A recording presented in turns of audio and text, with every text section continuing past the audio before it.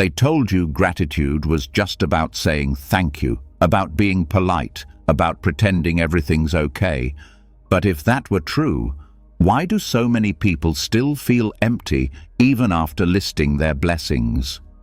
Why do we still feel overwhelmed by pressure, drowning in noise, always chasing something more? The truth is, gratitude isn't about ignoring pain or forcing a smile. It's about seeing clearly, seeing deeply, seeing what's been there all along. And Buddhism holds the key, not to fake gratitude, but to a real, grounded thankfulness, the kind that changes how you see everything, the kind that makes your morning coffee taste sacred, your worst day feel softer, and your ordinary moments glow with meaning. Buddhist masters didn't learn gratitude from fortune cookies. They learned it from silence, from suffering, from watching leaves fall and realizing that nothing is owed and everything is a gift. They discovered that even pain can open your heart. Even emptiness can be beautiful. Even the breath you're taking right now can be a doorway to peace. Tonight, as you listen, your mind will begin to slow. The noise will start to fade. Your heart will remember what it feels like to be here, not reaching, not judging, just breathing, just noticing. And when you wake up, something will feel different. You won't just feel thankful, you'll feel alive. This isn't just another bedtime story. This is a new way of seeing, a reset for your soul, a return to the quiet truth you've always known. Are you ready to remember what really matters? Let's begin. And now, as the noise begins to fade and the stillness of the night starts to wrap itself around your thoughts, we're going to explore one of the most quietly powerful truths in all of Buddhism. It's not dramatic. It doesn't shout. But once it enters your heart, it shifts everything. If there's one lesson that can unlock true gratitude, not just for what's good, but for what is, it's this one. There's a kind of appreciation that only grows when you stop trying to hold on to life so tightly, when you stop fighting time, when you stop demanding permanence in a world that was never built to last. That kind of appreciation, that deep, soul-opening gratitude, doesn't come from getting what you want. It comes from understanding that nothing and no one will last forever. That's the strange gift of impermanence. The moment that truth begins to settle in, not as a thought, but as something felt in the bones, something changes. Suddenly, every second holds weight. Every hug becomes softer. Every meal tastes richer. Not because anything outside has changed, but because you have. Because when permanence is no longer expected, presence becomes everything. Buddhism doesn't treat impermanence like a tragedy. It treats it like a teacher, one that whispers truths we're usually too busy to hear, like the way a child grows up right in front of you and you barely notice, or how the sunlight on your face today will never shine in quite the same way again, or how the people you love are here one day and memories the next. Most people walk through life trying to freeze it, trying to hold on to moments, control outcomes, keep things from changing. But the tighter the grip, the more painful the loss. Gratitude doesn't bloom in clenched fists, it grows in open hands. And when you start to open your hands, open your eyes, open your heart, you begin to see what was always there. Life's beauty, hiding in plain sight, waiting to be appreciated.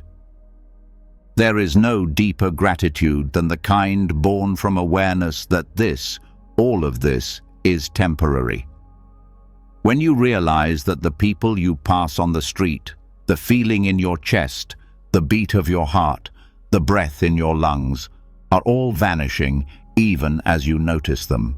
It doesn't make you panic. It makes you pay attention. It's a strange kind of peace, the one that comes from knowing things will end. But it's real. It grounds you. It wakes you up. It says, don't miss this. Don't wait. Don't sleepwalk through the only life you get. And in that moment, gratitude stops being something you try to feel. It just happens. It becomes the natural response to the miracle of now. Buddhist monks practice walking meditations not to get anywhere, but to notice, to feel their feet on the ground, to hear the wind move through the trees. Because when every step is treated as if it might be the last, each one becomes sacred. When you stop taking time for granted, every second glows. This is not poetic fluff. It's a lived reality for those who train their minds to see, and it's available to anyone willing to pause. There's a story often shared in Zen Buddhism about a man being chased by a tiger. He runs and falls off a cliff, grabbing a vine mid-fall. As he hangs there, a second tiger waits below.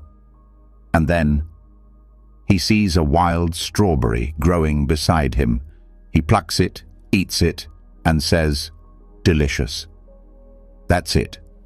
No escape, no miracle, just presence. Just the taste of the strawberry, one of the last things he may ever enjoy. That's impermanence. That's gratitude. That's freedom. Modern life trains people to delay appreciation, to say, I'll be grateful when I have more money, more success, more stability. But Buddhism flips it. It says, be grateful now, because now is all you'll ever have. It's not a punishment, it's a gift, a call to live with your eyes wide open, to cherish people while they're here, to love moments while they last, to say thank you even in the middle of chaos, not because everything is perfect, but because you noticed it before it disappeared. Even pain, when held gently, becomes something sacred. It reminds you of your humanness, of your aliveness, of the fragile, beautiful mess that is existence. And when you realize that even suffering will pass, even sorrow will dissolve, a quiet strength takes root. You don't have to fear change. You start to flow with it. And that flow, that surrender, is where gratitude begins to deepen. In the West, people are often taught to hold on. But in Buddhist practice, letting go is the way. Not letting go as in giving up, but as in trusting the natural rhythm of life. Seasons change, bodies age, relationships shift, grief comes and goes, joy does too. Everything moves. And in that movement, there's a wisdom that no book can teach, a truth that no guru can force upon you. You feel it when a loved one passes, when a child leaves home, when the music ends and you're left with silence. And in that silence, if you listen closely, there's something that grows.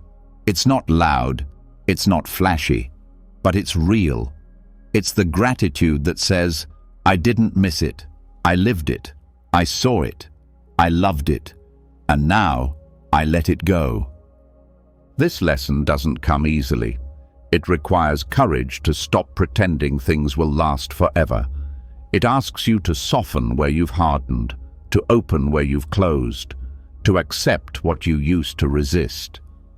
But on the other side of that surrender is a kind of peace that doesn't depend on anything outside of you. It's the peace of being awake to this moment, just as it is, fleeting and full of gifts. There's something strange that happens when you stop needing things to be permanent. You start loving them more. You stop rushing. You stop numbing. You start feeling. And that feeling, even when it includes sadness, becomes something you wouldn't trade for anything, because it means you're alive, fully alive, not just existing, but truly living. Think about the last time you cried because something ended, a relationship, a chapter, a day that meant something. That ache is gratitude's twin. It's not weakness, it's proof that you noticed, that you cared, that something mattered deeply enough to hurt when it passed. And that pain, that's not something to run from, that's something to thank, because it shows that you loved. Impermanence doesn't just make us grateful for the good, it makes us grateful for the chance to feel anything at all. For the way a cold wind cuts through the air in winter, for the way sunlight dances on water, for the way a voice cracks with emotion, for every reminder that this world is temporary and breathtaking. And the beautiful paradox is this: the more you accept that nothing lasts, the more you start to truly live. You say, "I love you," more often. You listen more carefully. You stop waiting for the perfect moment and start living in the real one. You say yes to life, not because it's safe, but because it's short, and every second matters. So tonight, as you fall asleep, let this truth settle deep into your being. Nothing you have will last forever.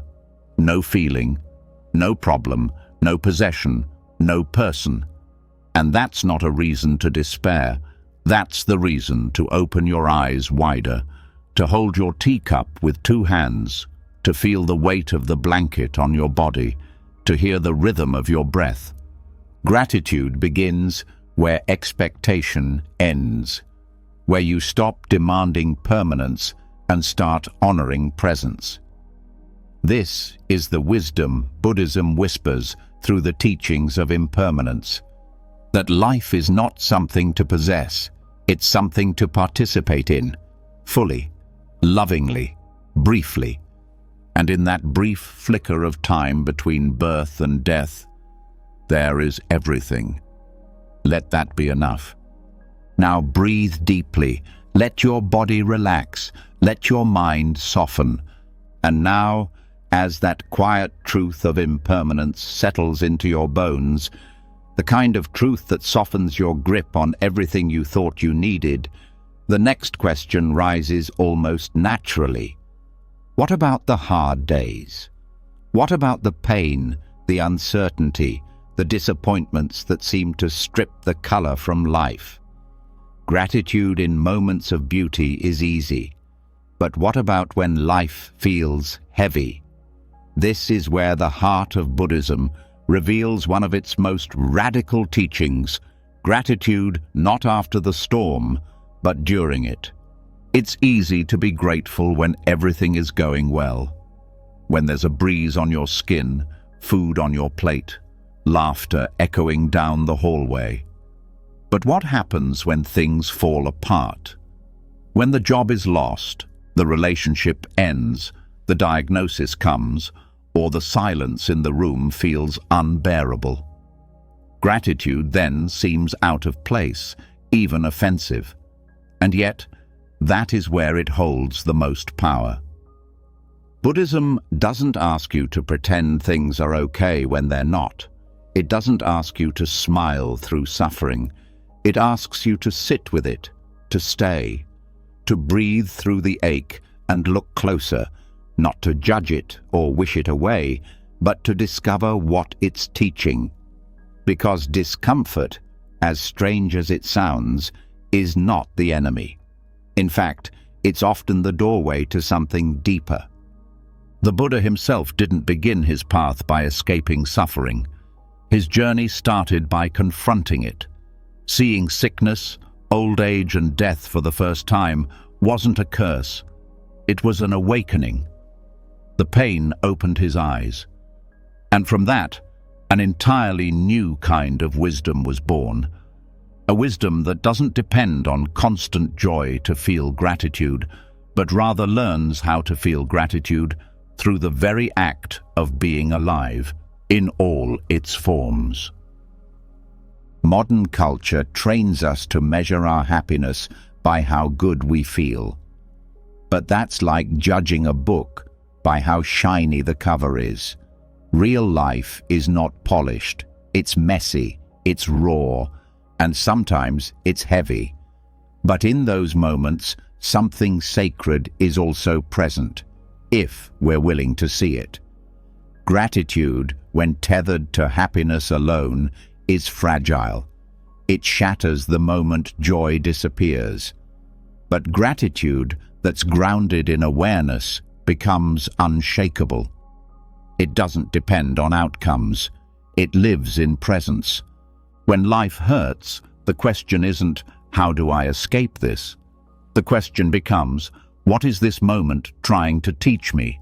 And it's in that shift, from resistance to curiosity, that gratitude can enter quietly, like a soft light through a crack in the wall.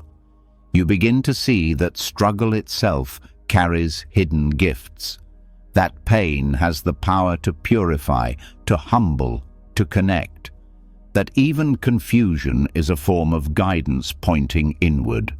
There is no growth without discomfort. That's not a motivational slogan. It's a reality. Muscles tear before they grow stronger. Hearts break before they learn to open wider. Sometimes, the thing that hurts you the most becomes the exact experience that teaches you what you needed to know all along. Gratitude in those moments isn't about celebrating the pain. It's about recognizing what the pain is waking up inside you. Buddhism teaches that suffering is not a mistake. It's part of the path. It's not a punishment for living wrong. It's the natural friction of life bumping up against our attachments, our expectations, our illusions. And when those illusions crack, what remains is truth. The truth of being human, the truth of needing others, the truth of not being in control. And somehow, even in the mess of it all, you begin to realize you are still breathing. You are still here. Gratitude in these moments isn't loud. It's not about declaring how grateful you are through gritted teeth. It's quiet. It shows up when you feel tears on your face and realize those tears mean your heart still works. It shows up when you're exhausted, but there's still a part of you that wants to keep going. It shows up when you've lost something important, but something else is rising in its place. Resilience, clarity, humility. There's a story from the Buddhist tradition about a woman named Kisa Gotami. After losing her child, she was devastated and went to the Buddha, begging him to bring her son back. He told her to find a mustard seed from any home that had not experienced death. She searched every house, but every door she knocked on told the same story, of loss, of grief, of sorrow. She returned with no seed, but with new eyes. Her suffering hadn't changed, but her relationship to it had. She had discovered she was not alone. And in that realization, a strange peace emerged. That's the kind of gratitude that suffering can unlock. Not joy in what's happened, but deep reverence for what it reveals. There's a strength that can only be born in the fire, a knowing that can only come from being cracked open. And when you've been through something hard and you come out softer, more aware, more compassionate, there's a thankfulness that arises, not for the pain itself, but for the truth it carved into you. People often think they have to wait until after the healing to feel grateful. But the truth is, Gratitude can be the healing. It doesn't erase the pain, but it gives it meaning. It transforms it from senseless chaos into sacred transformation. It says, even this has value, even this can be used. Even this moment, though dark, is part of something whole. That's not easy. It takes practice. It takes presence. It takes the willingness to sit with discomfort without numbing, without running, without pretending.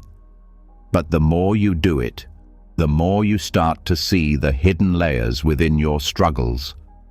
The subtle ways life is still holding you. The quiet ways healing is already happening beneath the surface. And you start to thank not just the light, but the shadows too. It's easy to be grateful for the mountain top, but the valley teaches you to breathe differently, to walk slower, to notice things you never would have seen from up high. And one day, when you look back, you'll see that the darkest seasons often planted the seeds of your brightest moments, that the cracks in your story are where the most light came in. And you'll feel a gratitude that's no longer dependent on everything going your way. It's built on something deeper. It's built on understanding that discomfort is a teacher dressed in strange clothing, that it shows up uninvited, often at the worst possible times, and yet somehow leaves behind gifts you didn't know you needed. It teaches humility, patience, resilience, compassion. It strips away the surface and introduces you to what's underneath. And there, beneath the noise and the roles and the performance, is the raw, vulnerable, honest version of yourself, the one capable of gratitude even in the middle of the storm. When you stop trying to feel only happiness and start honoring whatever arises, you tap into the core of what Buddhist gratitude is really about. It's not a transaction. It's not feel good so I can give thanks. It's a way of relating to life that says, I am here, I am paying attention, I will learn from this. And when life is hard, you no longer feel like it's working against you. You realize it's working on you. And somehow, in that awareness, gratitude begins to grow, not in spite of the pain, but because of it. So if tonight you're lying in bed with heaviness in your heart, this is your invitation to shift the lens. Not to deny your pain, but to notice what else is here too. Is there breath? Is there stillness? Is there something you've learned, someone who stayed, something inside you that refused to give up? That is where the gratitude lives. Not just in the moments when everything is beautiful, but in the ones that bring you to your knees and still offer you the strength to stand again. That's gratitude beyond happiness. And that's the kind of gratitude that never leaves. When gratitude is no longer tied to happiness, when it grows even in discomfort, something starts to shift. The eyes begin to see differently, not just the big moments, but the quiet ones, the ones that barely make a sound, the ones most people miss because they're too busy looking for fireworks. But in Buddhism, it's often these subtle moments that hold the deepest wisdom, not the grand gestures, but the unnoticed kindness, the passing smile, the door held open, the tea someone makes without being asked. Tonight, we slow down enough to finally see them. There's a kind of blessing that never announces itself. It doesn't knock on the door. It doesn't post on social media. It walks gently through your day, leaving no trace except the warmth it leaves behind. These are the silent blessings, the unnoticed acts of kindness that stitch the fabric of life together in a way that no one ever teaches in school, yet everyone relies on. The person who lets you go first in line, the neighbor who waters your plants while you're away, the stranger who sees you're lost and offers directions without being asked. These things don't come with applause, but they carry a kind of sacred weight. Buddhism invites us to look deeper into these everyday exchanges. It teaches that the seeds of compassion and gratitude often bloom in the quietest soil. Most people are trained to recognize gratitude when something big happens, like getting a promotion or receiving a gift. But the mind that's awake to the present starts seeing blessings in between the headlines of life. The kindness that doesn't cost anything, but changes everything. Silent blessings are easy to miss because they don't interrupt you. They exist in the background, in places where attention rarely lands. But when the mind is trained in mindfulness, even the softest gestures become loud with meaning. The gentle nod from someone who recognizes your pain without needing to fix it. The friend who says, "I'm here," and means it. The way someone remembers your favorite drink and brings it without a word. These are not random acts. These are offerings. And when you begin to notice them, your life starts to feel rich in a way no possession could ever match. This awareness isn't automatic. It takes a certain slowing down, a willingness to be present, to see the way your life is supported in ways you never asked for and often didn't expect. You start to notice the person who answers your emails kindly even when you're stressed. The way someone cleans up after others without complaint. The fact that someone made the road you drive on smoother or the books you read clearer. All of it is connected, and all of it is worth noticing. Gratitude grows stronger the more it is practiced, and noticing silent blessings is one of the most powerful practices available, because it reshapes how you move through the world. Suddenly, the ordinary becomes sacred. The forgotten becomes important. The overlooked becomes treasured. You start to feel supported, not by some dramatic miracle, but by a million invisible kindnesses that surround you like air. In Buddhist psychology, this kind of awareness leads to mudita, appreciative joy. A joy that's not dependent on your own gain, but on witnessing good in the world. It's the feeling of seeing someone help another and feeling your own heart swell in response. It's the smile you give after watching someone pick up something another person dropped. It's the warmth that spreads when you see someone pause to comfort a crying child. This is not surface-level niceness. It's the recognition of our shared humanity, and it changes everything. Because when you begin to see silent blessings everywhere, your complaints begin to fade. You stop seeing the world as hostile. You stop assuming people are selfish. You begin to see the quiet effort others are constantly making. The way your life is touched by hands you've never met.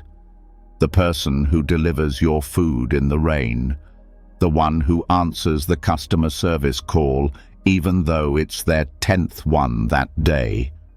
Gratitude expands when you realize how much of life runs on unseen kindness. Even the smallest interactions carry meaning. The way someone listens without interrupting. The way someone waits an extra second so you can cross the street. The way a teacher stays after class to explain something again. These are not chores. These are quiet gifts, and when received with a grateful heart, they transform both the giver and the receiver.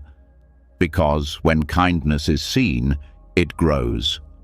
When you thank the person who holds the elevator for you, you don't just complete a social script, you reinforce that the world is still good. This is one of the most radical forms of gratitude. It doesn't require the stars to align. It doesn't wait for everything to go right. It simply opens its eyes. And when you see life through this lens, even the mundane becomes magical. The hand that steadies your cup, the friend who replies with patience, the stranger who smiles without reason. It all becomes part of a quiet current of care that runs beneath the chaos of modern life. In Buddhism, this kind of attention is called sati, mindful presence. It allows the mind to rest in awareness without judgment. When sati is strong, gratitude becomes effortless, because you begin to feel how much you are held by the invisible web of human decency. Even when you're alone, you're not truly alone. Someone built your home, someone purified your water, someone farmed the rice that ends up in your bowl. Gratitude grows when you see these connections, when you feel the interdependence that supports your very breath. And this isn't about romanticizing the world. It's not about pretending all people are kind all the time. It's about choosing to notice what's often ignored, to focus your awareness on the threads of goodness that still exist despite the noise. Because the more you notice them, the more you begin to embody them. And soon, you're not just seeing silent blessings, you're becoming one. You start offering help without waiting to be asked. You start listening more and judging less. You hold the door not because it's polite, but because it's an extension of the awareness you now carry. Your kindness becomes quieter, deeper, freer from ego. You don't need to be thanked.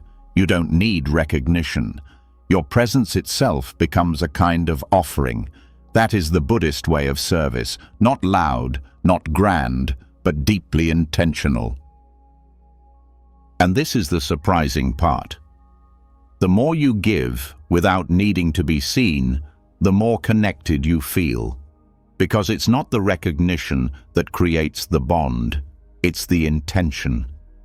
The silent wish that someone else suffers a little less because you were there. That is what gives life meaning.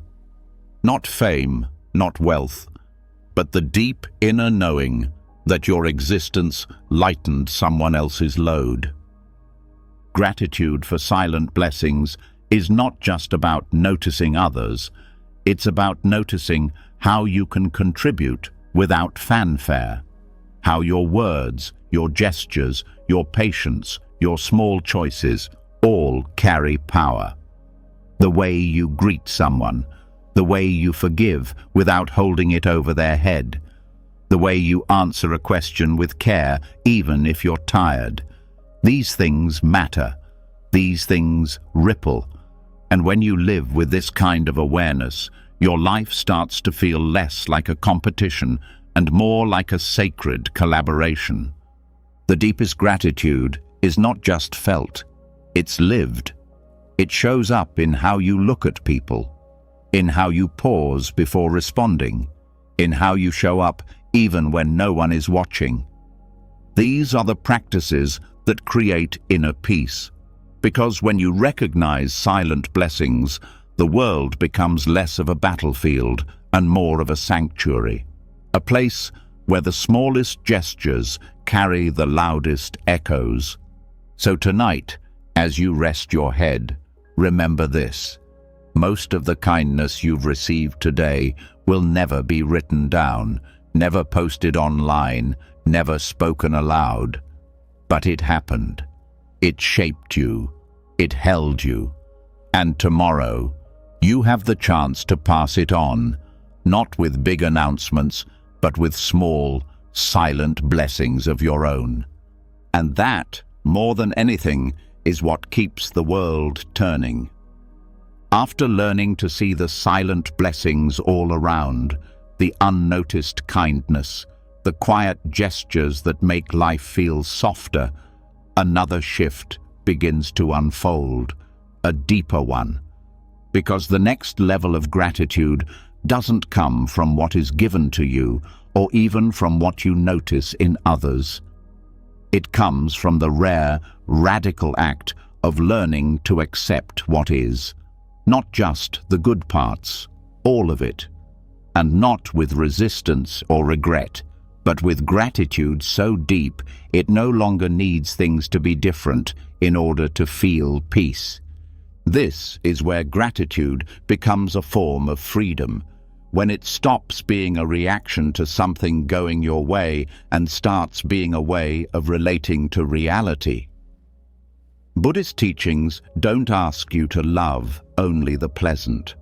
They guide you to soften into the truth, even when it's uncomfortable. To stop fighting with what already exists. Because every time you say, "This shouldn't be happening," you disconnect from the present. And every time you say, "This is what's here, and I will meet it fully," you return to your power. Radical acceptance isn't about giving up. It's not passive. It's a courageous act of facing life without turning away. And when that kind of presence is met with gratitude, not forced, but chosen, something inside starts to unlock. The need to control loosens its grip. The habit of comparing, fixing, judging begins to dissolve, and you finally exhale. You no longer need life to match your plans to feel whole. You don't need every moment to be pleasant to feel grateful. Because you've realized that everything, every joy, every loss, every dull Tuesday afternoon is part of the same sacred fabric. Gratitude, in this sense, becomes a way of saying yes, not because everything is perfect, but because everything is real, and real is enough. Buddhist psychology teaches that suffering comes from resistance, from wanting life to be different than it is, from clinging to what's pleasant and pushing away what's painful.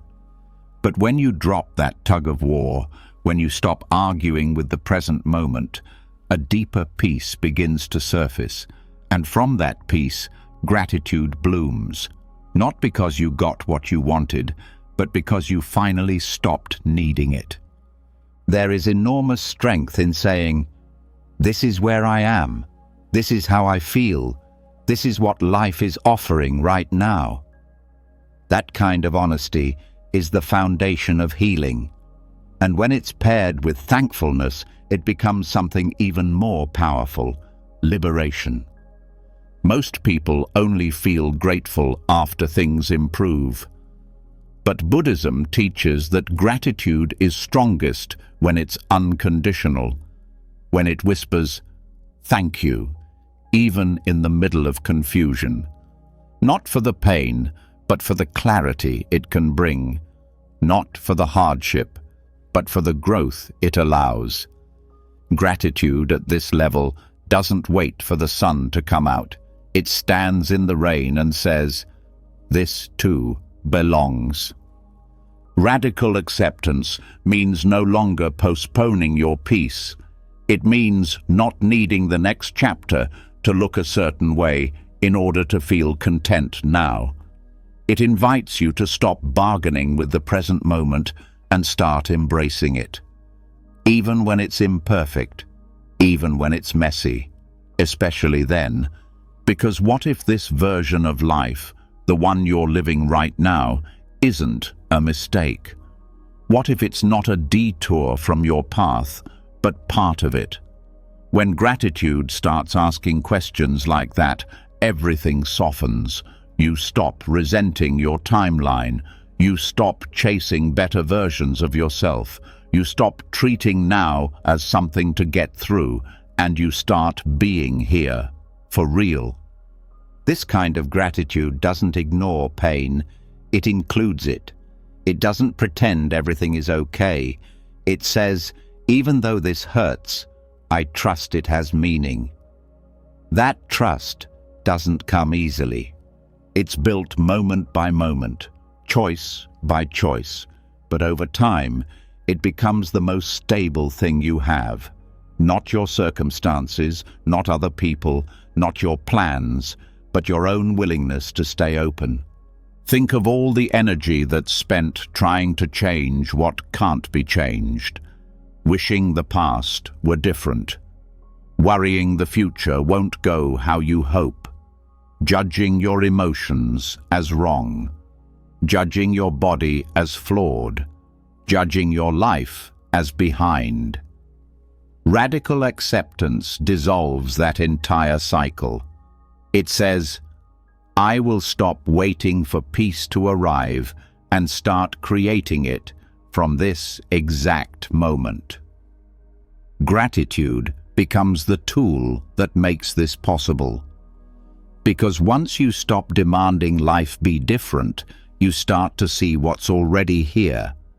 You begin to notice that your breath is still moving, that your heart is still beating, that the body you've spent years criticizing is carrying you through this experience, that the people in your life, even if they're imperfect, have shown up in their own way, and even when they haven't, you still made it.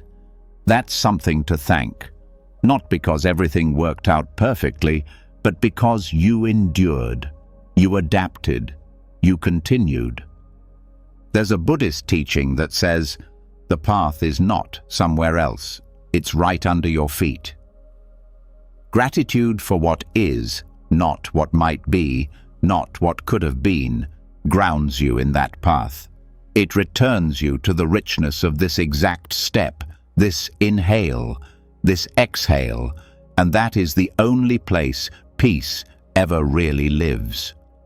There's also a gentleness that comes with this kind of gratitude, the kind that releases you from the need to fix yourself all the time, the need to constantly upgrade, improve, optimize.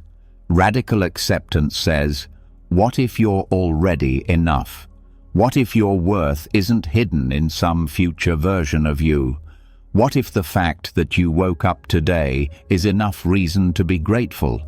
And what if the hardest parts of your life didn't break you, but revealed you? It's easy to be grateful when everything aligns. But that kind of gratitude is like sunlight. It disappears the moment clouds roll in. Radical gratitude is the moon. It shines even in the dark. It doesn't need perfect conditions to glow. It just needs your presence, your willingness to say, this is hard, but I'm still here, and that matters. Gratitude becomes radical when it refuses to abandon you in the storm, when it stays beside you in grief, when it whispers through tears, there is still something beautiful here. And sometimes that beauty is simple, the way a friend texts just to check in, the way your body carries you through a hard day, the way silence becomes soothing instead of scary. These aren't miracles, but they are everything. Acceptance doesn't mean liking everything. It means choosing to stop fighting with life. And gratitude helps you make that choice without bitterness. It allows you to look at your story, even the painful chapters, and say, this is mine. I lived it. I learned. I grew. And that softens the heart. It doesn't erase the past. It honors it, and it frees you to keep going with less weight. Sometimes the greatest peace comes not from changing your life, but from changing how you meet your life. Gratitude becomes the language of that shift. It turns survival into reverence. It transforms judgment into compassion. It reminds you that this moment, as flawed as it is, still holds value. And when you begin to live this way, not just during the good seasons, but in the everyday, unpredictable, messy reality of life, you begin to trust again. Not because you know what will happen next, but because you know you'll meet it fully, with a heart that's open and a mind that's grounded in truth. That is radical gratitude. That is radical peace. And tonight, as you rest deeper into this moment, may this thought echo quietly inside you. Nothing needs to change in order for you to feel free. Because when you stop resisting life, you start receiving it, just as it is, just as you are. And that is more than enough. When you no longer need things to change in order to feel peace, and when you begin to say yes to life exactly as it is, something else starts to unfold. A deeper noticing, a subtler kind of beauty. The mind begins to settle. The noise becomes softer. And in that stillness, another kind of gratitude starts to reveal itself, not for what's happening next, but for what's happening now, not the future you hope for or the past you miss, but the quiet richness woven into every ordinary moment you used to overlook. This is where gratitude deepens into presence, and this presence becomes the gift. There's a kind of joy that doesn't come from achievements or approval or dramatic events. It comes from the five senses, from being fully where you are, feeling the texture of the air as it touches your skin, hearing the soft hum of life moving around you, noticing the warmth of a blanket, the way your breath moves in and out, the subtle flavor of water on your tongue. These are the invisible gifts of the present moment, tiny details so easy to miss, yet so powerful when finally seen. Buddhism teaches that the present moment is not a stepping stone, it is the destination. And yet, most people spend their lives racing past it, searching for something more. But more doesn't exist in the future. More is found in what's already here, hidden beneath the surface of what looks like nothing.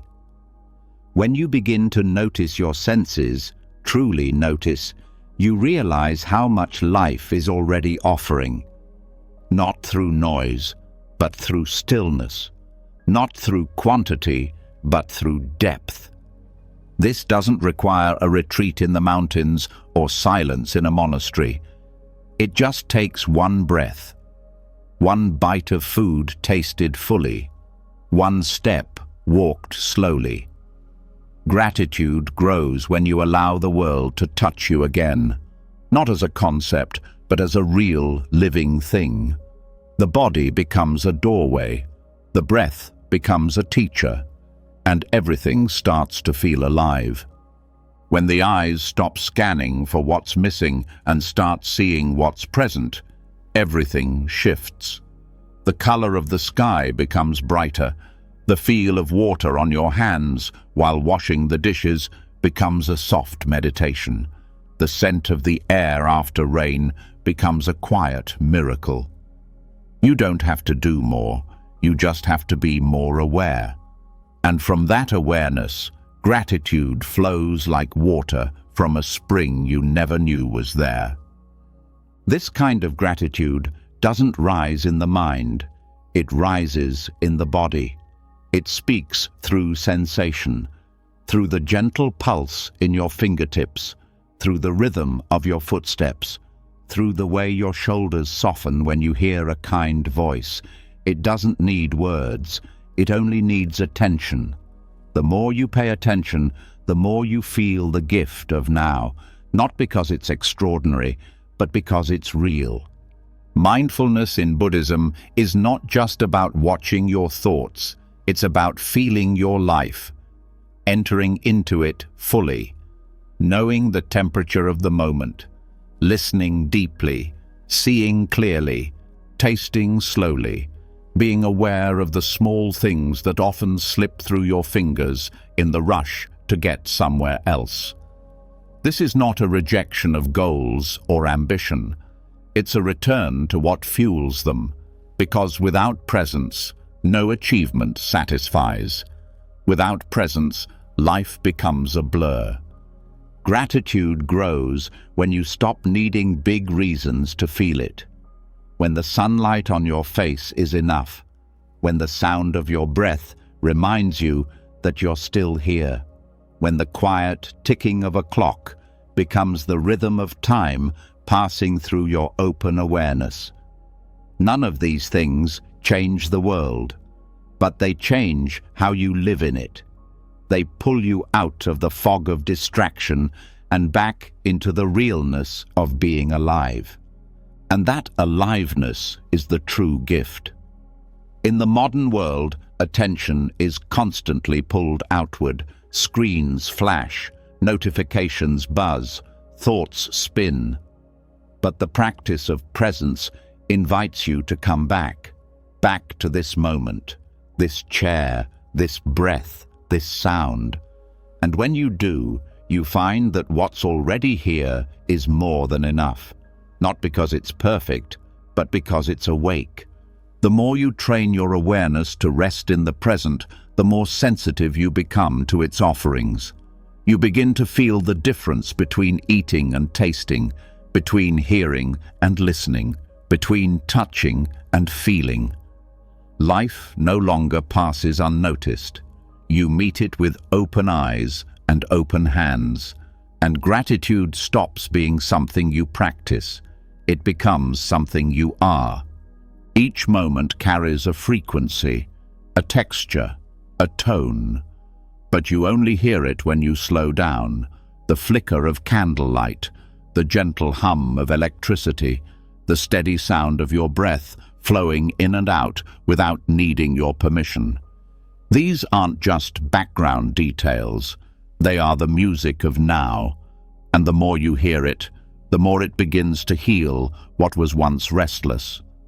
Buddhist teachers often guide students to return to the breath, not to control it, but to feel it, to let it anchor the attention back to this very moment. The inhale as it cools the nostrils, the exhale as it warms. It's not dramatic, but it's real, and it becomes a reminder you're alive. That alone is worthy of thanks.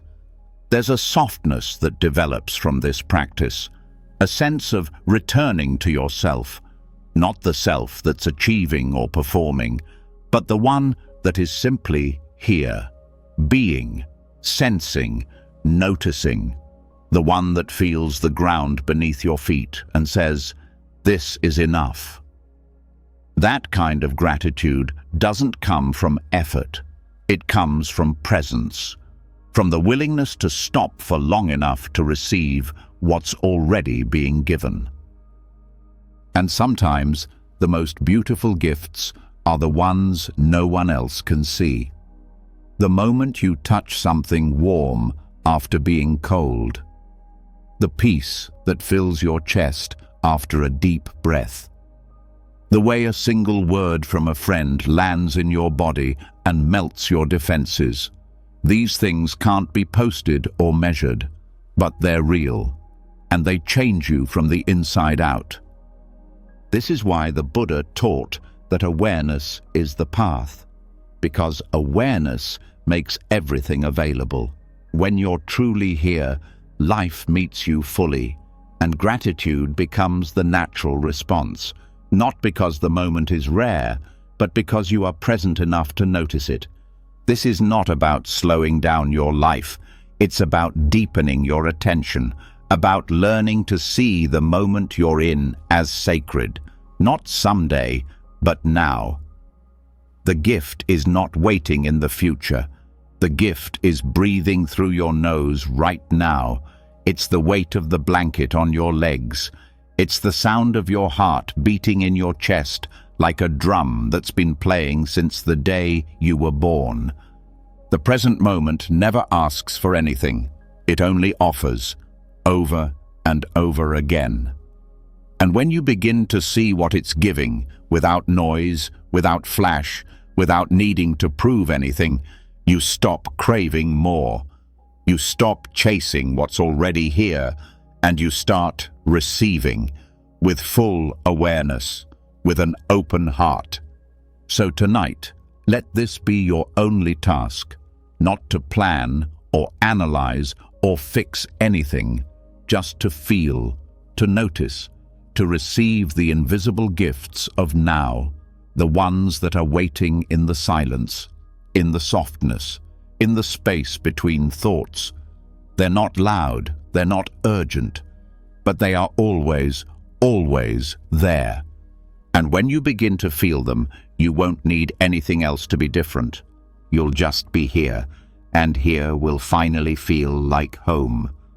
When the present moment finally becomes enough, when the sound of your breath, the warmth of your skin, the softness in the quiet is seen not as background noise, but as life itself, something even deeper begins to rise, a deeper tenderness, a deeper truth. Because what often brings us closest to presence is not what we gain, but what we lose. And while gratitude in comfort feels sweet, the kind found in loss has a gravity that can't be described. It must be felt. It opens you, it humbles you, and strangely, it has the power to awaken the most profound thankfulness you've ever known. Loss is not a concept. It is an experience that moves through the body. It's the silence after a voice goes missing, the stillness where laughter once lived, the ache where familiarity once gave you something to hold. Whether it's the death of someone you love, the end of a relationship, the fading of a dream, or the slow vanishing of your former self, loss never knocks politely. It enters without warning and rewrites the shape of your world. Buddhism doesn't deny loss. It doesn't sugarcoat it or dress it up. It meets it directly. The teachings begin with the first noble truth. Life involves suffering, not to depress or discourage, but to speak honestly about what it means to be human. And within that honesty is the seed of awakening, because when we stop pretending we're immune to loss, we stop being surprised by it. And when we stop being surprised, we start paying closer attention to what's still here. Gratitude through loss doesn't come from denying pain. It comes from fully feeling it, from letting the sadness say what it needs to say, from holding the grief gently, like a guest who didn't plan to stay but needs to be seen. In Buddhism, there's no pressure to move quickly through sorrow. In fact, there's deep respect for the way grief unfolds, slowly, quietly, honestly, and as it unfolds, it often reveals something underneath: clarity. Clarity that shows what mattered, who mattered, what remains, and what was never truly lost to begin with. When something is taken away, the mind naturally rushes to fill the space. But Buddhism invites you to pause, to sit with the empty chair, the unanswered phone, the quiet moments where a familiar presence is no longer found. Because in that pause, something unexpected begins to rise. Not just sadness, but reverence. Reverence for what once was. Reverence for how deeply you felt. Reverence for the fact that you loved enough to feel this kind of loss. There's a Zen proverb that says, "Let go or be dragged." But letting go in Buddhism doesn't mean forgetting. It doesn't mean erasing the past or pretending something didn't matter. It means loosening your grip on what can no longer be held and gently placing your hands over what remains. Because something always does. A memory, a lesson, a kindness you now extend more freely. Gratitude doesn't require you to be over your loss. It simply invites you to look again, to notice the new shape life has taken. Sometimes the people who leave this world leave something behind that can never be taken. The way they made you laugh, the way they made you feel seen, the way they shaped your perspective. Gratitude grows when you stop focusing only on what's gone and start honoring what remains. And not just in your memory, but in your behavior, in your presence, in how you show up now.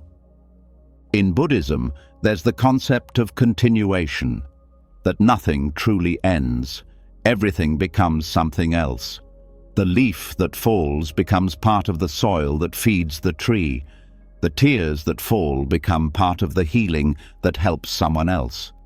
Even your sorrow, when seen with gentle eyes, becomes a kind of offering, a reminder to others that love always leaves a trace.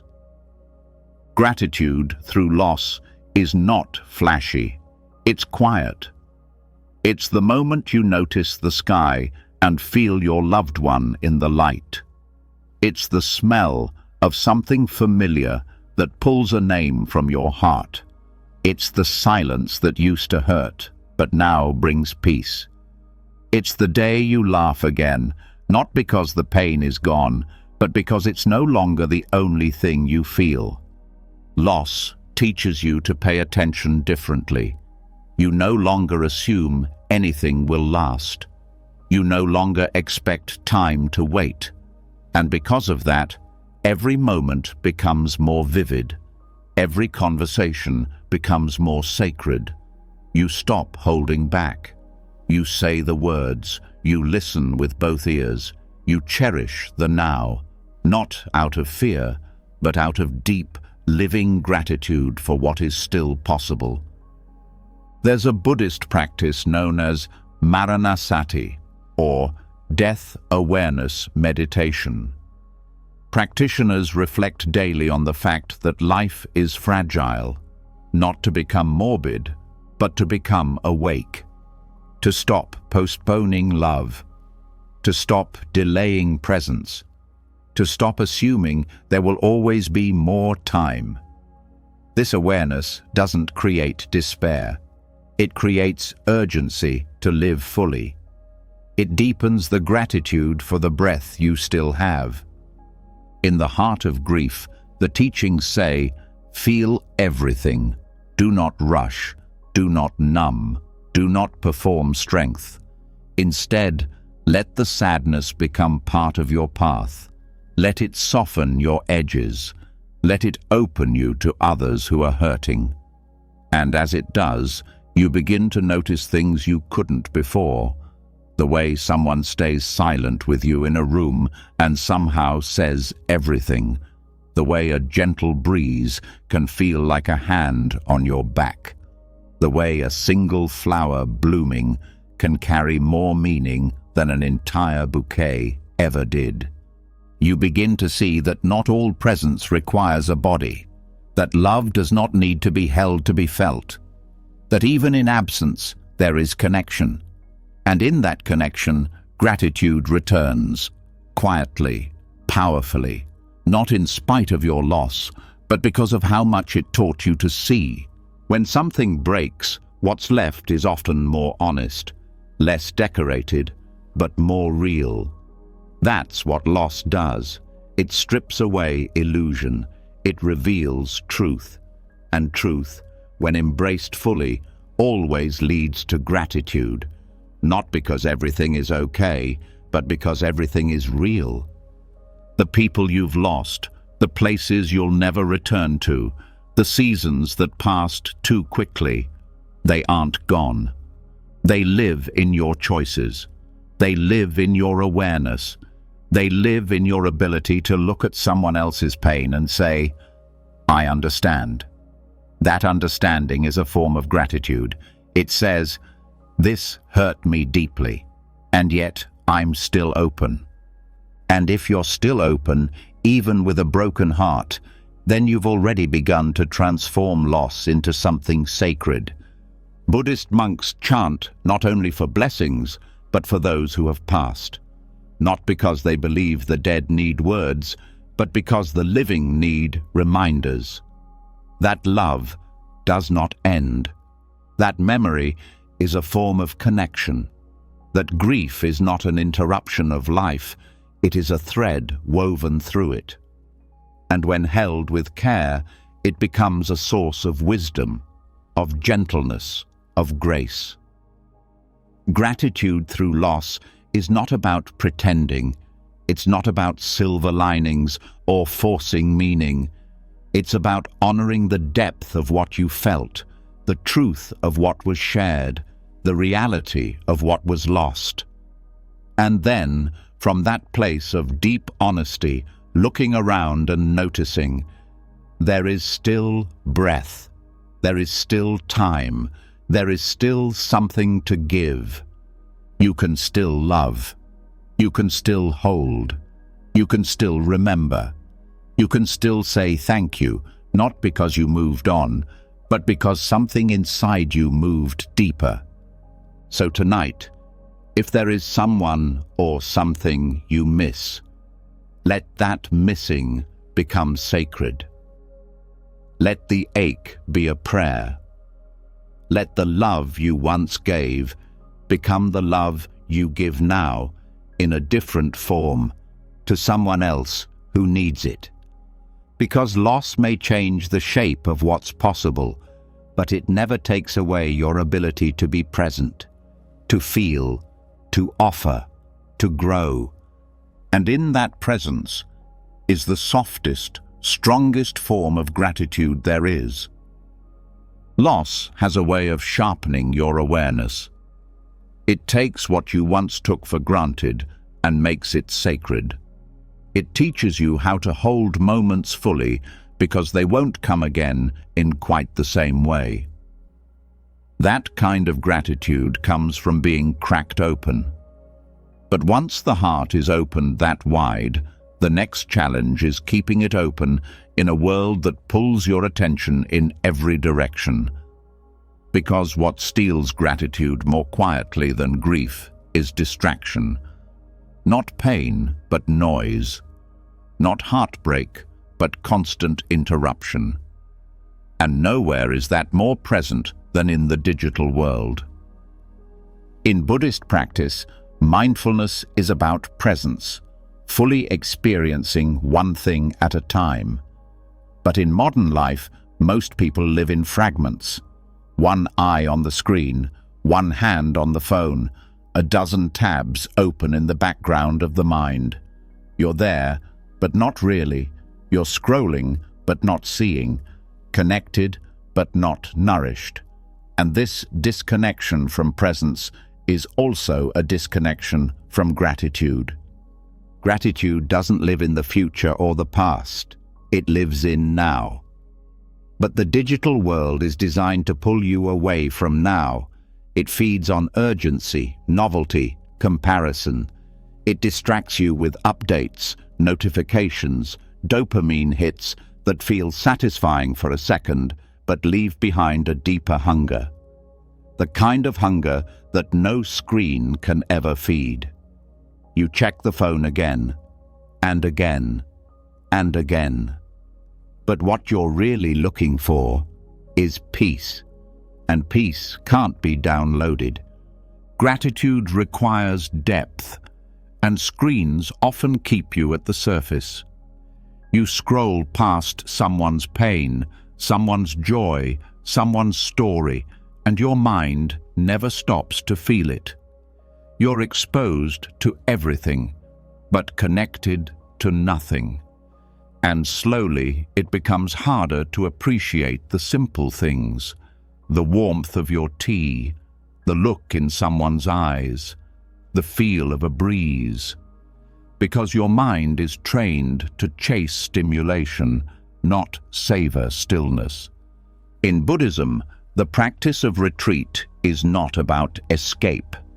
It's about return, returning to the self, to the breath, to what is real and unfiltered and alive. Digital detox isn't a trendy challenge. It's a spiritual discipline. It's an act of protecting your ability to see clearly, to feel deeply, to respond instead of react. And most of all, to remember what matters. The moment you disconnect from your devices, the mind starts to panic. It tells you something important might be missed. But that fear is often rooted in habit, not truth. What you actually begin to notice in those moments of silence is how much was already being missed. The conversation you weren't fully in, the food you didn't taste, the music you stopped hearing because you were trying to capture it instead of experiencing it. Gratitude begins to return when you slow down enough to receive again. The mind starts to breathe, the senses open, and suddenly something as ordinary as the sun on your skin feels extraordinary again. That's the power of attention, and technology, while useful, trains you to divide it. Gratitude grows when you reclaim it. Buddhist monks often live without personal phones, not because they reject modernity, but because they've chosen depth over distraction. They understand that attention is sacred, that where your awareness goes, your life goes, and if all your awareness is being siphoned into artificial urgency, then your real life, the one that can actually be touched, is happening without you. Technology is not the enemy, but unconscious use is. When you reach for your phone without knowing why, when you refresh a screen hoping for something that never satisfies, when you fall into a hole of other people's lives and forget to show up for your own, that's where gratitude disappears, not in big moments, in small, subtle leaks of presence. Gratitude doesn't need perfect conditions.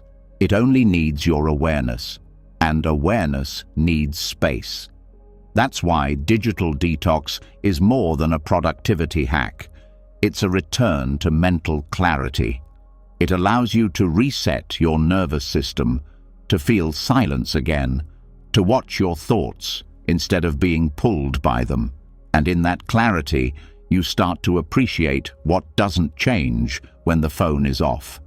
Your breath remains, your body continues, the people around you still exist, the sky hasn't gone anywhere. These are the real constants, but you can only feel their gift when your attention is not being swallowed by a screen. That's why even small acts of digital restraint can open the door to something deeper. Turning off notifications, leaving the phone in another room, taking a walk without anything to capture, eating without multitasking. These acts seem small, but they carry a powerful message. I am here, and being here matters.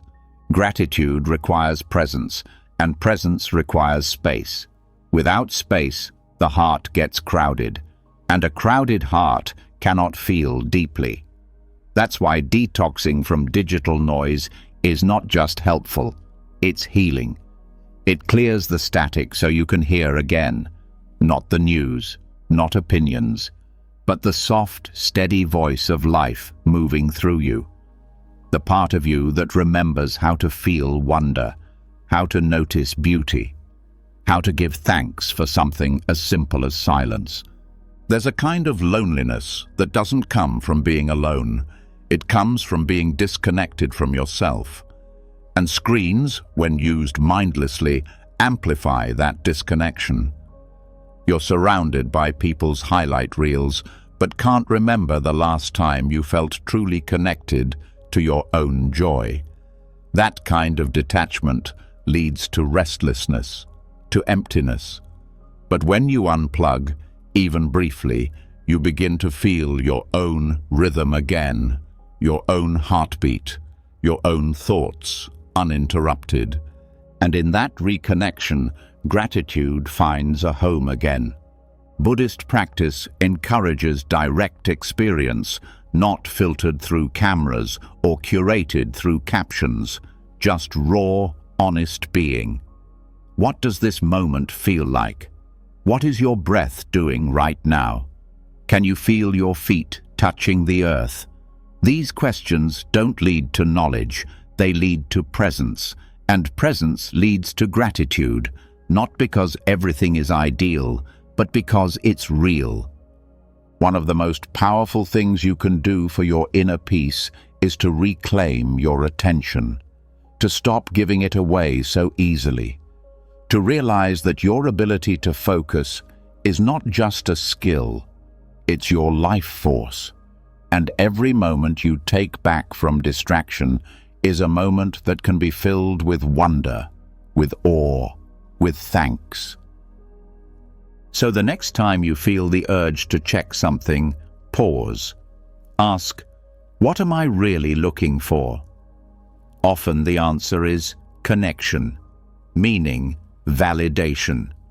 But the truth is, what you seek out there has always lived in here, in your breath, in your senses, in your stillness. And when you come back to that, you don't just find peace, you find a gratitude that doesn't rely on updates or likes or responses. It rises from a deeper place, from being fully, completely here. So tonight, as you begin to rest, allow yourself the luxury of disconnection, not from others, but from distraction. Let your breath become more interesting than the next scroll. Let the weight of your body on the bed feel more grounding than any headline. Let the silence between these words guide you home to the present. That's where your gratitude lives, and it's been waiting for you all along.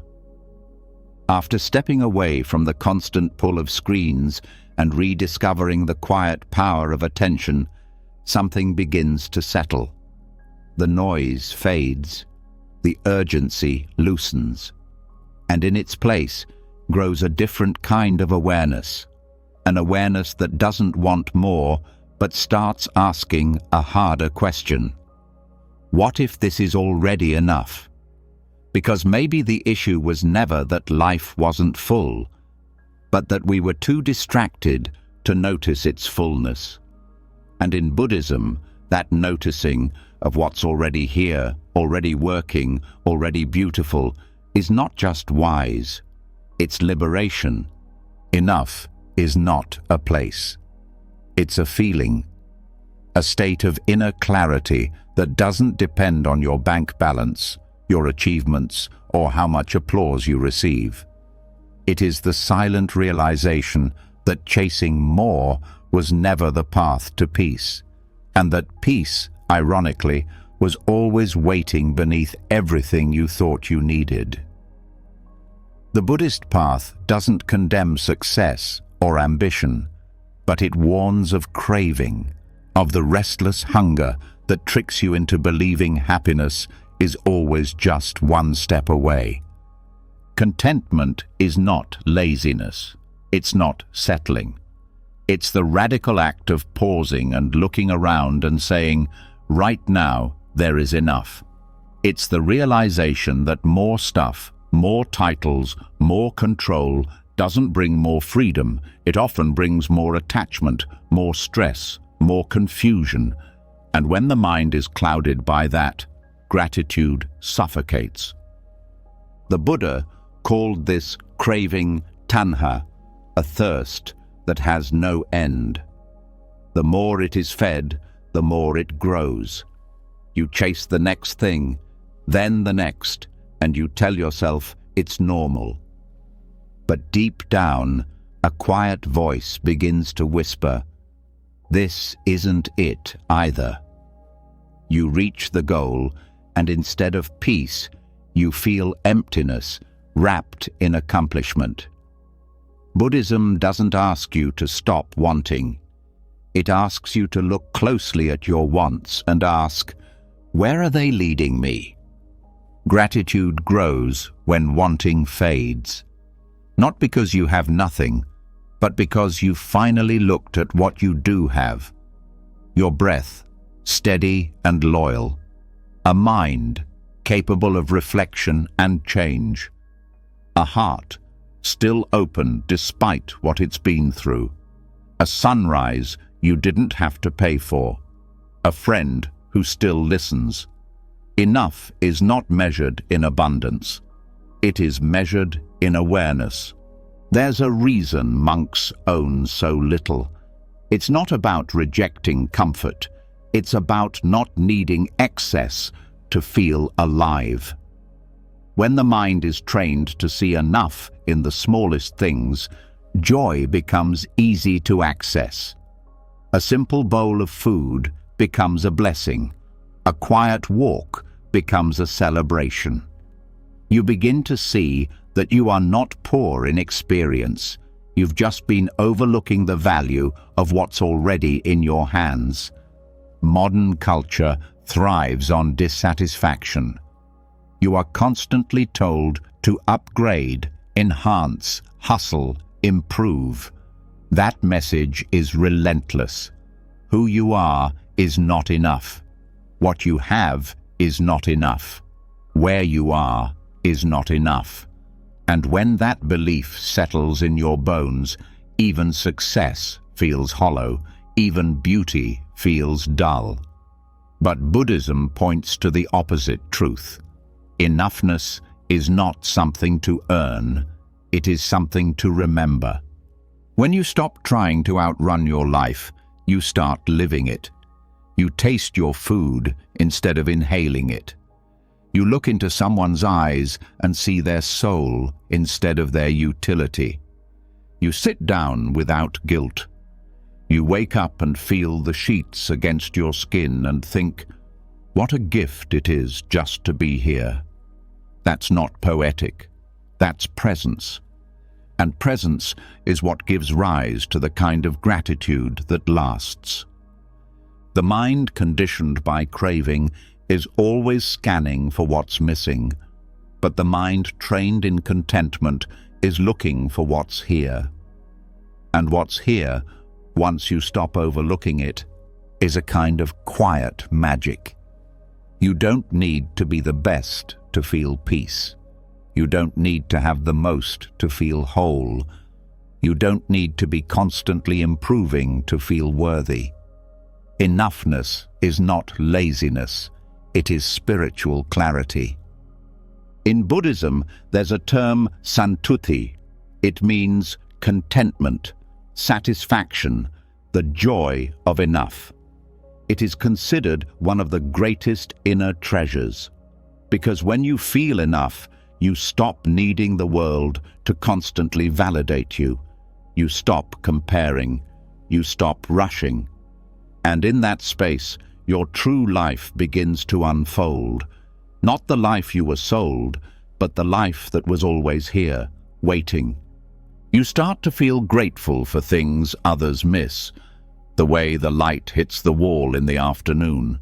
The way your hands still function. The way a bird sounds when the world is quiet. These aren't grand experiences, but they're real. And when your heart is content, they become more than enough. They become sacred. Craving tells you happiness is in the next moment. Contentment says happiness is in this one. Craving says you're not quite there. Contentment says you already are. Gratitude born from contentment isn't loud. It doesn't need to be shouted. It shows up in the way you eat slowly, the way you respond with softness, the way you walk without rushing, the way you no longer feel the need to prove your worth. And yet, choosing enough is hard, because it means stepping out of the race. It means disappointing the parts of your mind that want more applause, more status, more approval. It means accepting that this version of life, the one with its flaws and its mess and its imperfections, is not lacking anything essential. That takes courage. It takes presence, but it also brings peace. Monastics chant gratitude for simple things, a robe, a meal, a place to rest, not as a ritual of poverty, but as a practice of awakening. Because when you train your mind to see enough, you begin to see clearly. You see that joy doesn't come from stacking pleasures. It comes from noticing the ordinary and choosing to treat it as extraordinary. You no longer need the perfect meal to enjoy eating. You don't need the ideal relationship to feel love. You don't need a new life to be grateful for the one you already live. You begin to understand that enoughness is not a compromise. It is a form of deep spiritual maturity, a sign that you have stopped bargaining with the world and started honoring it. That's where gratitude becomes effortless, not a reaction to something going right, but a way of being with what is. When you feel the sun on your skin, when you hear someone laugh, when you sip water and feel it cool your throat, your heart says thank you. Not because you got more, but because for once you didn't need more. The practice of enough isn't about cutting things out. It's about cutting through illusion. It's seeing clearly that the next purchase, the next compliment, the next milestone will not bring what you thought it would. It may be enjoyable, but it won't complete you, because you were never incomplete to begin with. Gratitude helps you remember that. When you feel enough, you also begin to give more, not because you're overflowing with excess, but because you're no longer afraid of lack. You share more freely. You listen more patiently. You offer kindness without needing recognition. That's the secret. Contentment doesn't lead to stagnation. It leads to generosity. Because once you stop hoarding life, you start participating in it. You begin to see that your enoughness allows others to feel safe, that your grounded presence gives permission for others to stop performing, that your stillness has more power than your ambition ever did. That's the quiet revolution of gratitude born from enough. It doesn't shout or dominate. It simply radiates peace. And tonight, as your breath slows and your body sinks into rest, you don't have to reach for anything else. You don't have to fix anything before feeling grateful. You don't have to earn the right to relax. This moment is enough. This silence is enough. This life, with all its beauty and brokenness, is enough. And so are you. When the chase for more finally quiets down and the heart rests in the simplicity of enough, something rare begins to surface. A stillness that had been waiting underneath all along. Not boredom, not loneliness, but silence. And in that silence, a new kind of space opens up. Space that isn't asking to be filled, but simply noticed. Because there's a kind of gratitude that doesn't come from what surrounds you, but from what lives within. And Buddhism invites us into that space not as a punishment, but as a path. A path where solitude becomes sanctuary, and being alone becomes a blessing instead of a burden. In a world that constantly equates being alone with being unwanted, this might sound unfamiliar. But Buddhist teachings see solitude not as something to escape, but as something to befriend, not isolation, not exile, but the sacred company of your own presence. It's there, in the absence of noise and distraction, that the most overlooked kind of gratitude can finally begin to take root. The kind that doesn't depend on who's around or what's happening, but on the stillness that reveals what's always been inside.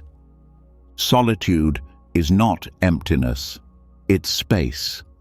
Space to see your own thoughts without interference, space to feel your own breath without distraction, space to explore who you are when no one is watching.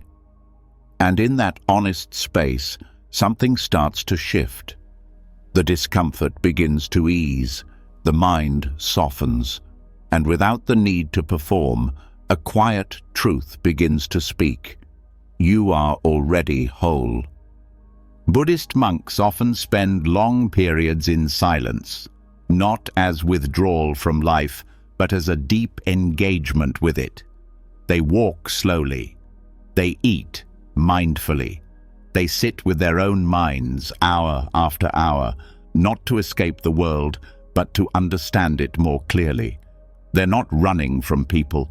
They're returning to the self beneath all the roles and labels. And that return brings clarity, not in grand revelations, but in subtle recognitions. Gratitude for being, for breathing, for awareness itself. Solitude teaches you to appreciate your own company.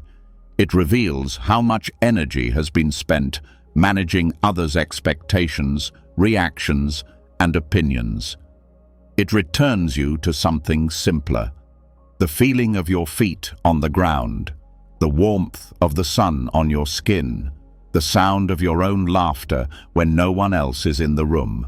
These things are not small, they are deeply grounding. And when you notice them, gratitude doesn't have to be summoned, it arises on its own. Modern life treats solitude like a problem to fix. You're encouraged to fill the silence with noise, the stillness with scrolling, the space with stimulation. But when you constantly avoid being alone, you never get to know who you are without influence. You miss the chance to hear your own truth, and you miss the chance to discover that your own presence, when fully felt, is more than enough. The Buddha himself found awakening not in a crowd, but under a tree, alone. Not because he was running from the world, but because he was facing it honestly, without distraction. That's what solitude allows. An undistorted look at your thoughts, your heart, your habits. At first, that honesty can be uncomfortable, but over time, it becomes a source of strength. You stop needing noise to feel real. You stop needing others to feel valid. You start learning the difference between aloneness and loneliness. Gratitude in solitude is subtle. It's the soft thank you whispered when you wake up and realize no one needs anything from you. It's the deep exhale you take when you're not performing or proving. It's the strange, peaceful joy of hearing your own thoughts and not needing them to be different. It's a kind of internal spaciousness that doesn't depend on external validation. Buddhist teachers often say that the deepest companionship you'll ever know is with your own mind. If that relationship is neglected, no amount of socializing will soothe the underlying discomfort. But when it's cultivated, when you begin to treat yourself with the same warmth and curiosity you offer others, solitude stops being a punishment. It becomes nourishment. One of the greatest gifts of solitude is that it slows time. Without the constant pressure of conversation, performance, or schedules, you begin to notice the passing of moments more deeply. You hear the birds. You notice the wind. You start to remember things you didn't know you forgot. The world doesn't speed by. It unfolds slowly, gently. And in that slowing down, you become more present. And presence is what transforms ordinary experience into something worth thanking. There's a practice in Buddhist meditation called noble silence, a period where practitioners refrain from speaking, not just to others, but even internally. The mind becomes less busy, the heart more attuned. In that silence, many people begin to feel an unexpected gratitude, not for anything new, but for everything that was always there but never noticed. The weight of your own hand, the temperature of the air, the steady rhythm of breath. These are not signs of emptiness, they are evidence of life. And when life is seen with clarity, gratitude becomes the only honest response. Solitude also reveals the ways you've been running, not from the world, but from yourself. From unprocessed feelings, unresolved memories, unattended truths. But in solitude, those parts of you have room to breathe. They come forward not to overwhelm you, but to be acknowledged. And when they are, something softens, the walls drop, the pretending ends, and gratitude emerges, not for the pain, but for the permission to finally feel. Over time, solitude becomes less about being alone and more about being whole. You begin to see that the emptiness you feared was not a void, but a space waiting to be filled with awareness, gentleness, and care. You see that joy doesn't always require company, that insight doesn't need noise, that peace doesn't arrive through approval, it comes through presence. You also begin to see others differently. When you've spent time alone, you stop needing others to complete you. You meet them with more authenticity, more generosity, more freedom. You don't need them to fill your silence, you invite them into it. Your relationships improve not because you say more, but because you listen better. And that listening started when you finally listened to yourself. Solitude teaches you to hold your own hand, to comfort your own heart, to cheer yourself on when no one is looking. And in that self-honoring, gratitude becomes a quiet companion. A thank you for the resilience that brought you here. A thank you for the stillness that holds you now.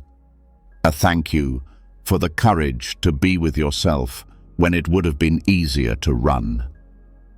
You begin to discover that some of the most healing moments in life don't happen in crowds.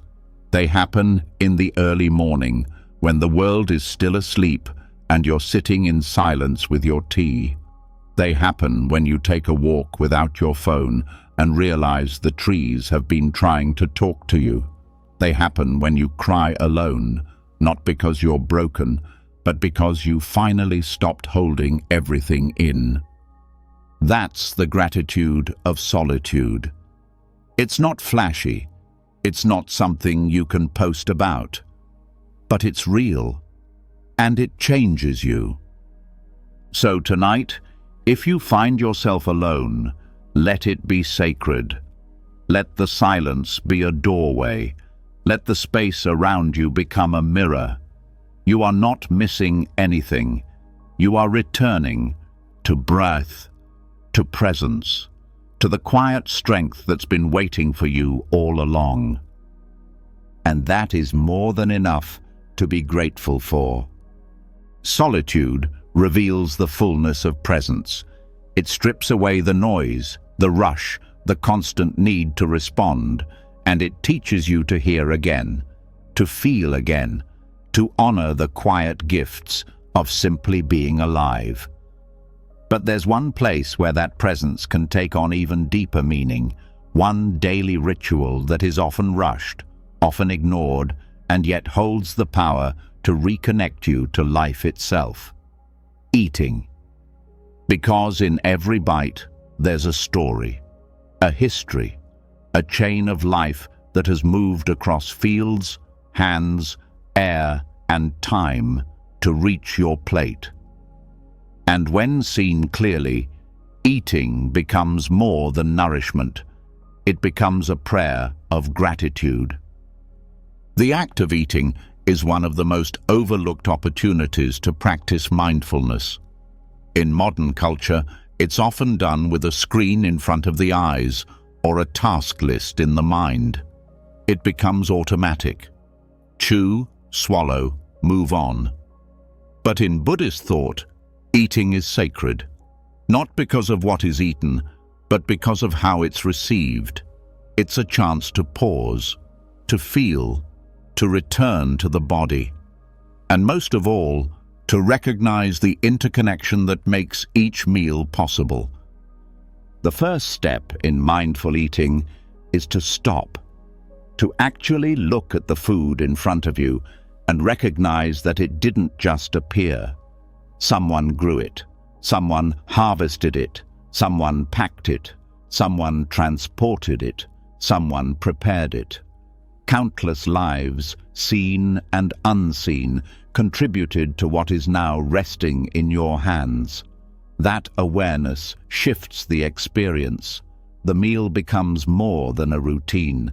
It becomes a reminder of how deeply everything is connected.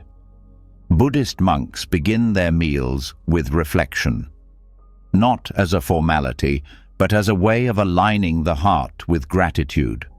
They ask, "Am I worthy of this food? Have I contributed today?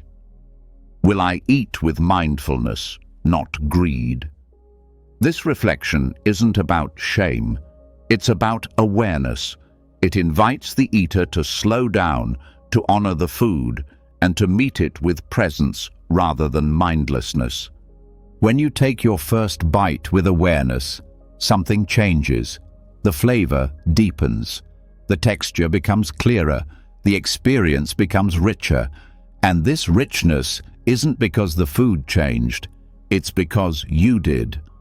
The gratitude grows not just for the taste, but for everything that had to happen for you to taste it at all.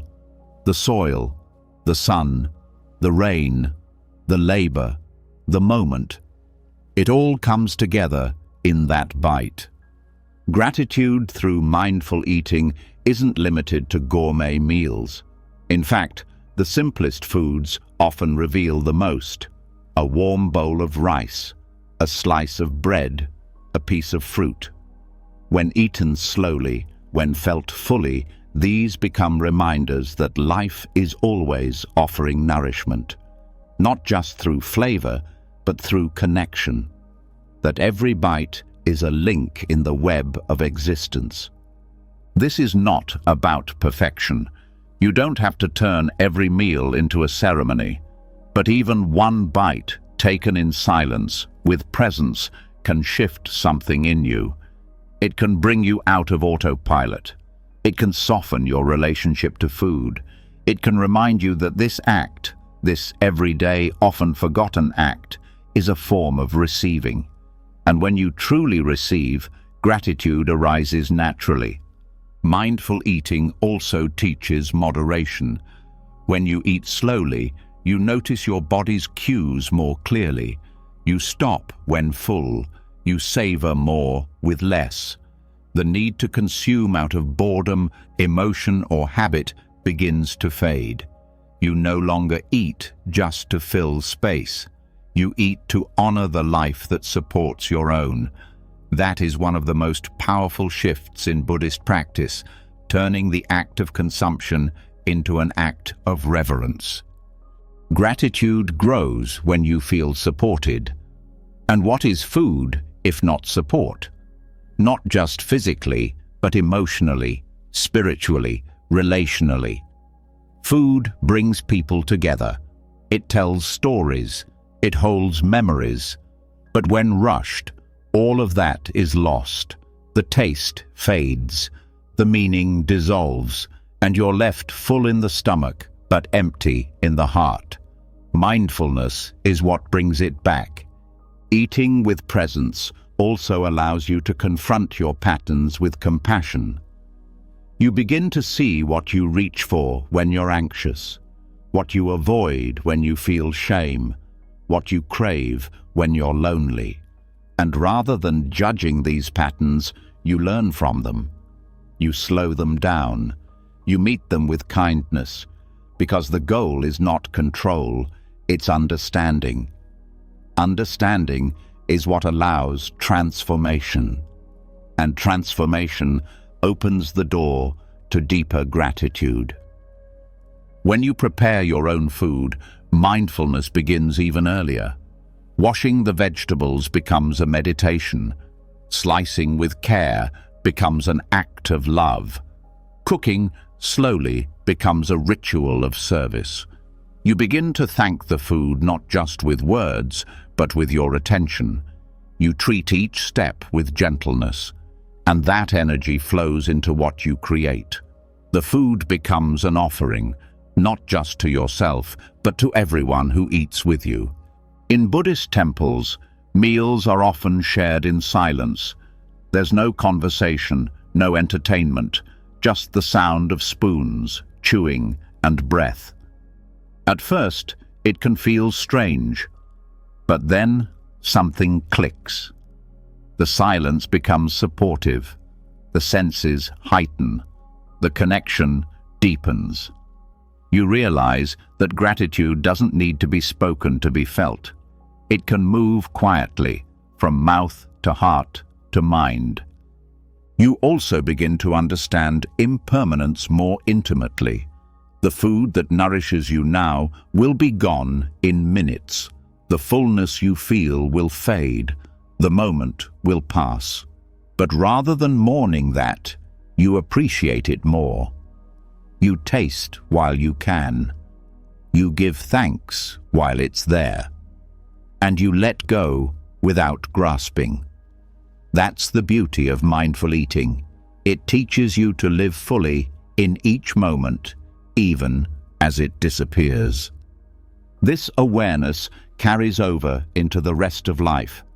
You begin to approach other routines with more reverence, washing your hands, pouring tea, feeding your child. You stop seeing these acts as tasks. You begin to see them as expressions of gratitude, and this shift creates peace, not because life became easier, but because it became more felt. Food, when eaten mindfully, becomes a mirror. It reflects your state. It reveals your habits. It shows your pace. But it also shows your potential to slow down, to receive, to notice, to thank. You don't have to wait for a holiday or a special dish. Every meal can become a place of return, a place to come home to your breath, to your body, to the blessings that are too often eaten in a rush. The practice doesn't require much, just presence.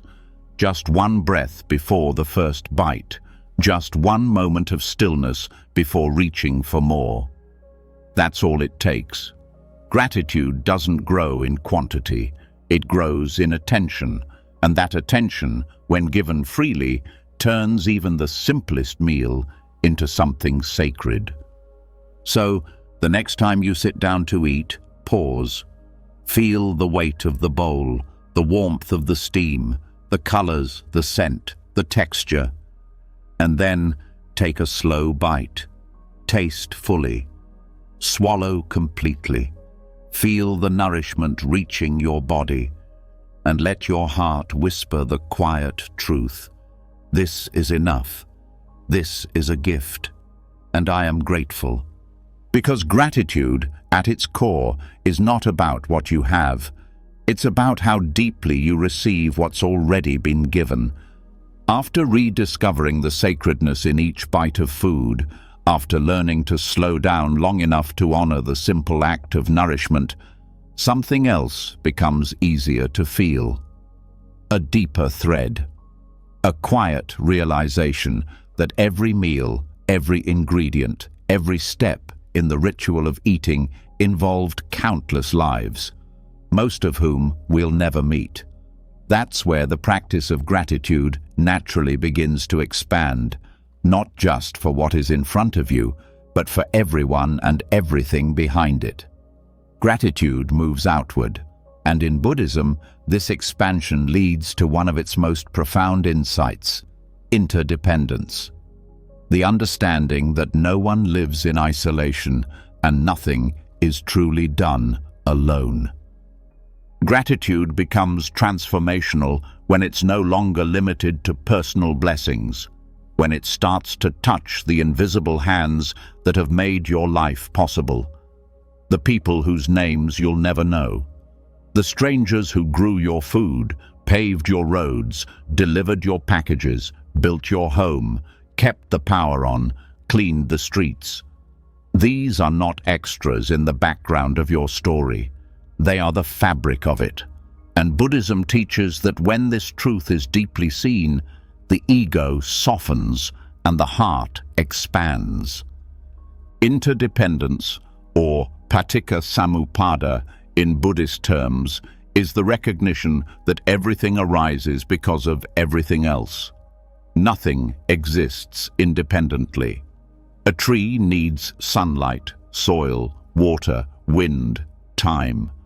A human being needs language, culture, shelter, care.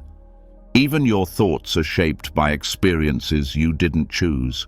You didn't invent the alphabet. You didn't create the internet. You didn't build the chair you're sitting on. You are being supported right now by thousands of forces, some seen, most unseen. This is not meant to overwhelm. It's meant to awaken a deeper kind of gratitude, one that bows silently to the people you may pass on the street without a second glance, one that respects the janitor as much as the doctor, one that sees the value of each link in the chain, knowing that when even one link is missing, everything changes. The mind conditioned by separation says, "I did this myself." The mind trained in interdependence says, "I walk on the efforts of others." And from that view, even the most routine things begin to glow with appreciation. That cup of tea, it took hundreds of people to make possible, from the farmer to the factory worker to the truck driver to the shopkeeper. Gratitude then becomes not just a feeling, it becomes a lens, a way of seeing the world with new eyes. When you start thanking strangers in your heart, something shifts in your energy. You stop seeing the world as full of enemies or competitors. You begin to feel held, supported, connected. That connection doesn't require conversation. It doesn't need to be returned. It just needs to be felt. And when it is, even traffic feels different. Even waiting in line becomes a reflection of human rhythm, not as an inconvenience, but as a shared experience. Buddhism emphasizes compassion not as a concept, but as a direct result of understanding interdependence. When you see clearly that your well-being is tied to others, it becomes natural to wish them well. Even if they'll never know, even if they'll never thank you back, because the point is not to be seen as good. The point is to recognize goodness as a shared responsibility. There is a practice in some Buddhist traditions where practitioners dedicate the merit of their meditation to all beings, not just friends or family, but all living things. This isn't symbolic. It's a direct act of gratitude, a way of saying, because I benefit from the labor and kindness of others, I give this moment of peace to the whole. That's how wide Buddhist gratitude is. It doesn't stop at the self.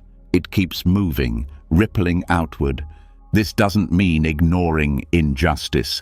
It doesn't mean pretending the world is always kind. It means holding both truths at once, the pain and the beauty, the failure and the effort. Gratitude in this context is not naive. It is clear-eyed. It sees how systems work. It sees who is often invisible. And instead of forgetting them, it includes them. It thanks them. Silently, yes, but sincerely. Interdependence also dissolves arrogance. The sense that one person deserves more than another. That your success is solely your own, that you are separate from the people who seem to have less. In Buddhism, this illusion of separation is called avidya, ignorance. And the practice of seeing connection is what dispels it.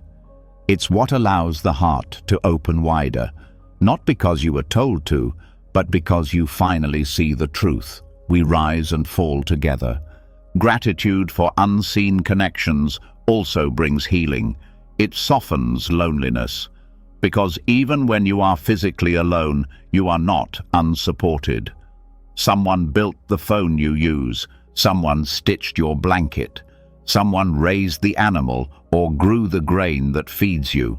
You are not disconnected. You are held in a vast web.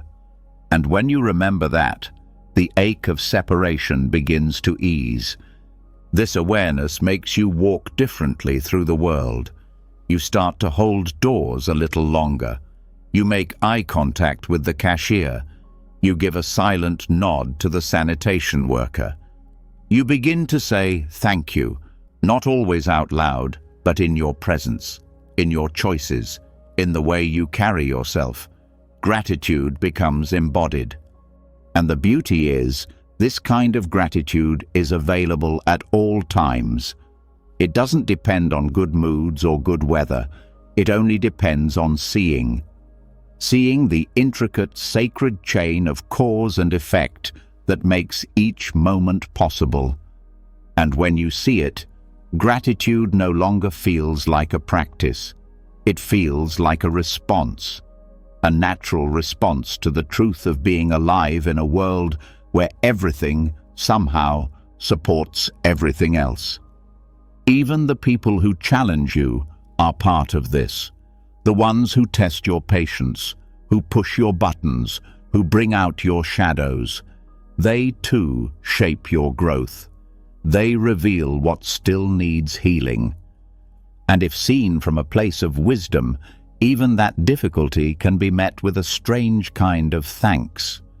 Not for the pain, but for the chance to respond with clarity instead of reactivity. Gratitude for unseen connections is not sentimental. It is fierce. It is clear.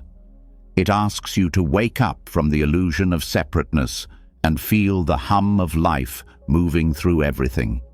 Through the hands that prepared your food, through the writers whose words shaped your thoughts, through the farmers, engineers, healers, dreamers who have poured themselves into the world so you could live more freely. It also brings a sense of responsibility, not the heavy kind, but the meaningful kind.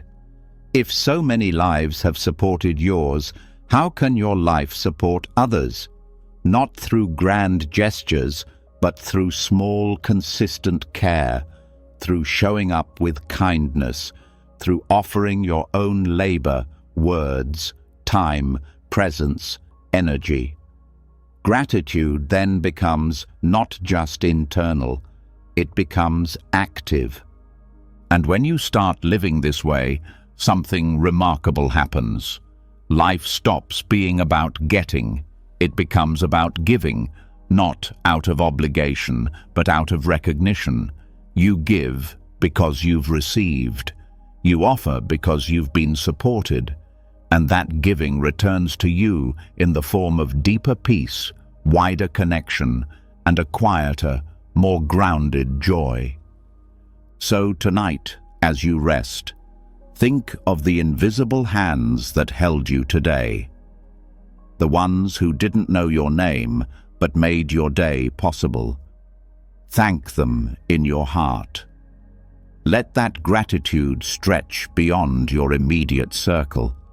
Let it touch the vast web of connection that holds all things together. Because when you see how deeply everything is linked, you stop walking through the world like a stranger, and you start walking like you belong. When the heart finally sees the web of unseen connections that hold up every part of life, it becomes almost impossible not to feel moved. Something softens, something shifts.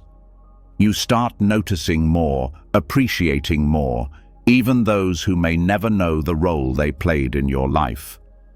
But with that clarity comes another truth. Sometimes The people who impacted us the most also caused the deepest wounds. And this is where gratitude meets its hardest test. Because some things are not easy to thank. Some moments are too sharp, too heavy, too painful to wrap in a smile. This is where Buddhism turns the heart inward and asks one of its most transformative questions. What if gratitude and forgiveness are not opposites, but allies? Forgiveness is not forgetting. It's not approval. It's not about saying what happened was okay. It's about choosing to stop carrying the weight. It's about looking at the hurt and saying, "You don't get to control me anymore." In Buddhist thought, forgiveness is an act of wisdom, not weakness. It is what releases the mind from the past and allows the present to feel whole again. And that freedom, once tasted, makes room for something unexpected: gratitude. At first, the connection between gratitude and forgiveness can feel confusing. Why would you ever feel thankful for someone who hurt you? Why should pain deserve anything other than silence or resentment? But this is where the teachings go deeper. Buddhism doesn't tell you to pretend something didn't happen. It asks you to sit with what happened long enough to understand it. And in that understanding, sometimes the pain becomes a teacher. Gratitude through forgiveness doesn't come all at once. It doesn't ask you to rush. It doesn't mean turning pain into joy. It means recognizing that the wound led you somewhere. It taught you boundaries. It forced you to grow. It revealed the strength you didn't know you had. It showed you where your healing still lives. And when seen through that lens, even the most difficult relationships begin to shift. Not because the story changes, but because your relationship to the story does. In Buddhism, the mind is seen as something that can be trained, just like the body. And holding on to resentment is like holding a flame, expecting the other person to burn. The one who holds the anger is the one who suffers. Forgiveness is the act of putting the flame down, not for the benefit of the other, but for your own peace. And in the quiet that follows, space opens up. And in that space, gratitude can begin again. Forgiveness is not a single act. It is a practice, a returning, a slow, sometimes painful unwinding of the story you've carried. And every time you let go, even just a little, you make room for something lighter, something that isn't built from defense or pain. Gratitude then becomes a natural response to that freedom.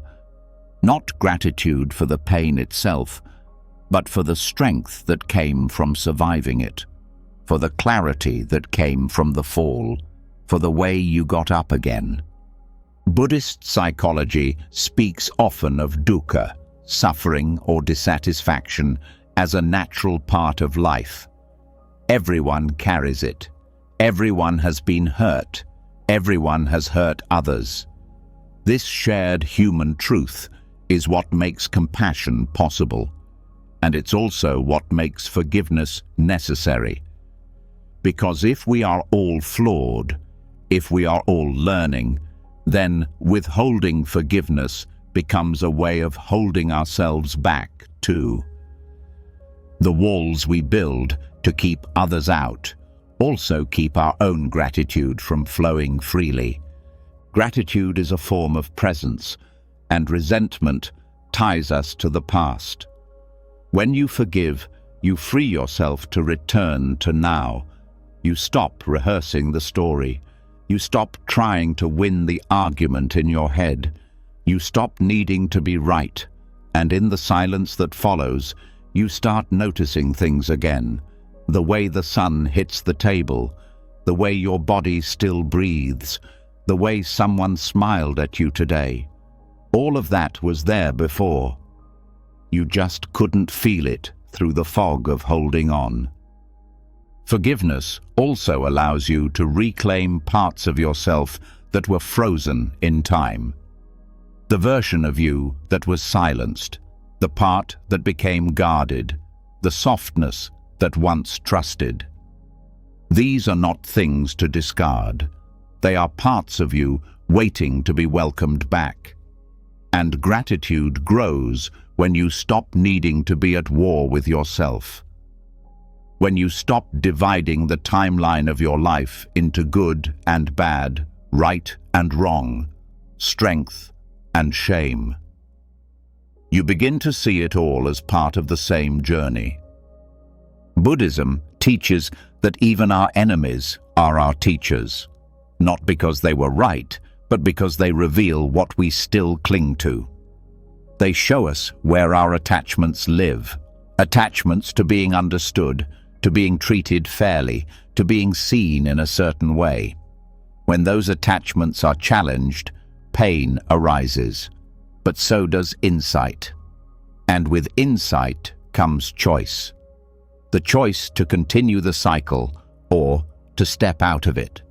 Forgiveness is how you step out. Gratitude is what meets you when you do. There's a chant often used in loving-kindness meditation. May all beings be happy. May all beings be free from suffering. That includes you. That includes the ones who hurt you. That includes the parts of you still healing. Forgiveness doesn't mean pretending nothing happened. It means refusing to let pain become your identity. And gratitude helps that refusal feel rooted, not just in principle, but in truth. Sometimes forgiveness begins not with others, but with yourself. The mistakes you made, the things you didn't say, the times you betrayed your own values. These are the heaviest stories of all. And yet, Buddhism teaches that clinging to self-blame is just another form of attachment. You are not the worst thing you've ever done. You are not frozen in your failures. And the moment you begin to forgive yourself is the moment you start to thank yourself for surviving, for trying again, for not giving up. That self-thankfulness is a powerful step. It's what turns guilt into responsibility. It's what turns shame into transformation. It's what makes the past a source of wisdom instead of a weight. You don't need to forget what happened. You don't need to love every version of yourself. You just need to stop using old pain as proof that you're unworthy of peace. Gratitude through forgiveness isn't dramatic. It's quiet. It shows up in how gently you start talking to yourself, in how you stop seeking revenge in your thoughts, in how you stop rehearsing comebacks and start reclaiming your energy. It's the shift from "they owe me" to "I release them," not because they deserve it, but because you deserve freedom. You begin to realize that letting go doesn't erase justice. It just stops the bleeding. It creates space for new life to grow. And in that new life, gratitude returns, not as a performance, but as a way of breathing. You begin to say thank you for the chance to feel again. Thank you for the resilience that held you through it. Thank you for the people who stayed. Thank you for becoming the kind of person who can move forward without needing to hold on to hate. So tonight, if something in you still feels heavy, this may be the moment to begin again, to take one breath and release one thought. You don't have to fix everything. You don't have to forgive everything. You just have to be willing to soften, to stop turning your back on peace. Because when you do, gratitude comes rushing in, not for what happened, but for what you can now become. And that is enough, more than enough. Always. Letting go is never easy. But forgiveness creates a rare kind of silence, the kind that feels like fresh air after a long storm. And in that space, something soft begins to rise, something that doesn't need explanation or permission, something that's always been there, steady and quiet, even when everything else fell apart. Your breath, the constant that never left, the companion you didn't realize was guiding you all along. In Buddhist practice, this is where gratitude begins to settle, not just in the heart, but in the body, through breath, through presence, through the simple act of being alive, one inhale at a time. Breath is the one thing that connects every moment of your life. It's the first thing you did when you arrived in this world, and it will be the last thing you do before you leave it. It asks for nothing, yet gives everything. And most of the time, it goes unnoticed. But in Buddhist meditation, the breath is not a background process. It is the anchor, the doorway to clarity, the teacher that reminds you that life is not in the past or the future. It's here, it's now, and it's breathing. Gratitude for breath doesn't need to be loud or poetic. It begins when you stop long enough to feel it, to really notice the way air enters your body and leaves it, how it expands the belly, softens the chest, grounds the feet. You begin to feel the breath as something more than function. It becomes a relationship, a rhythm, a prayer of presence that requires no words. This is not about controlling the breath or manipulating it. It's about witnessing it, letting it be exactly as it is, shallow or deep, fast or slow, heavy or light. The breath is not here to impress. It's here to carry you through whatever comes. And when you learn to meet it with awareness, gratitude arises, not from what you gain, but from what you finally notice. The ancient Buddhist texts often refer to breath as the bridge between body and mind. It's always available. It can't be taken from you by circumstance or noise, and yet, because it's so constant, it's often ignored. That's the irony. What sustains you the most is what you forget the fastest. But when you return to it, when you really feel it, your entire world slows down. The past becomes less sharp, the future less urgent. And what's left is presence, not forced, not fake, but real, tangible, alive. This kind of breathing is not something extra to add to your day. It's already happening. The only difference is that now you're paying attention, and that attention changes everything. It changes how you listen, how you walk, how you speak, how you rest. Because when breath becomes your companion, you stop living in reaction. You start living in rhythm. The Buddha taught anapanasati, or mindfulness of breathing, as a core practice, not because it was trendy or dramatic, but because it was universal. Everyone breathes, everyone suffers, everyone forgets, and breath is the tool that brings you back, over and over again. It doesn't matter what your past looks like. It doesn't matter what you believe. The breath welcomes everyone equally. And when you see that, gratitude isn't something you have to create. It becomes your natural state. There's a subtle shift that happens when you become more aware of your breathing. You start to sense its intelligence, the way it changes when you're tense, the way it deepens when you rest, the way it shortens when fear arises, and the way it anchors you when you choose to return. The breath becomes a mirror. It reflects your state. It shows you where you're holding, and then it offers you a way to soften again and again. Gratitude grows when you feel supported. And nothing supports you more consistently than your breath. It never asks for your attention, but the moment you give it, it meets you fully.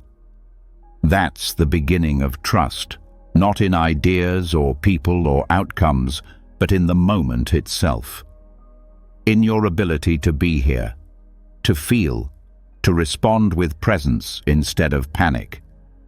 Breath awareness also teaches patience, because when you're watching the breath, you're not pushing or chasing, you're simply being. And that being is where healing happens. Not in trying to fix everything, but in learning to sit with it, to breathe with it. And in that stillness, you begin to feel grateful not just for the calm, but for the capacity to remain during the storm. When the mind is racing, when the heart is heavy, when everything feels too much, your breath becomes the doorway back. You don't have to solve everything. You don't have to escape. You just return to one inhale, one exhale, and then another. Slowly, the grip of fear loosens, the fog begins to lift, and in its place is something softer, something steadier, the quiet joy of still being here. There's a kind of reverence that comes from meeting your breath this way, not as a tool, but as a friend. You start to see how it carries your emotions, how it responds to joy, to pain, to fatigue. It becomes a language your body speaks when words fall short. And the more fluently you listen, the more connected you feel, not just to yourself, but to everything around you. This awareness also deepens compassion. You begin to realize that everyone breathes. Every person you pass, every person you judge, every person who's ever hurt you or helped you, they're breathing too, struggling, hoping, trying, failing, beginning again. That shared breath becomes a thread that links all beings. And from that thread, empathy grows, not from effort, but from recognition. Breathing with gratitude also helps you appreciate the moments that used to feel empty. Waiting at a red light, standing in line, lying awake at night.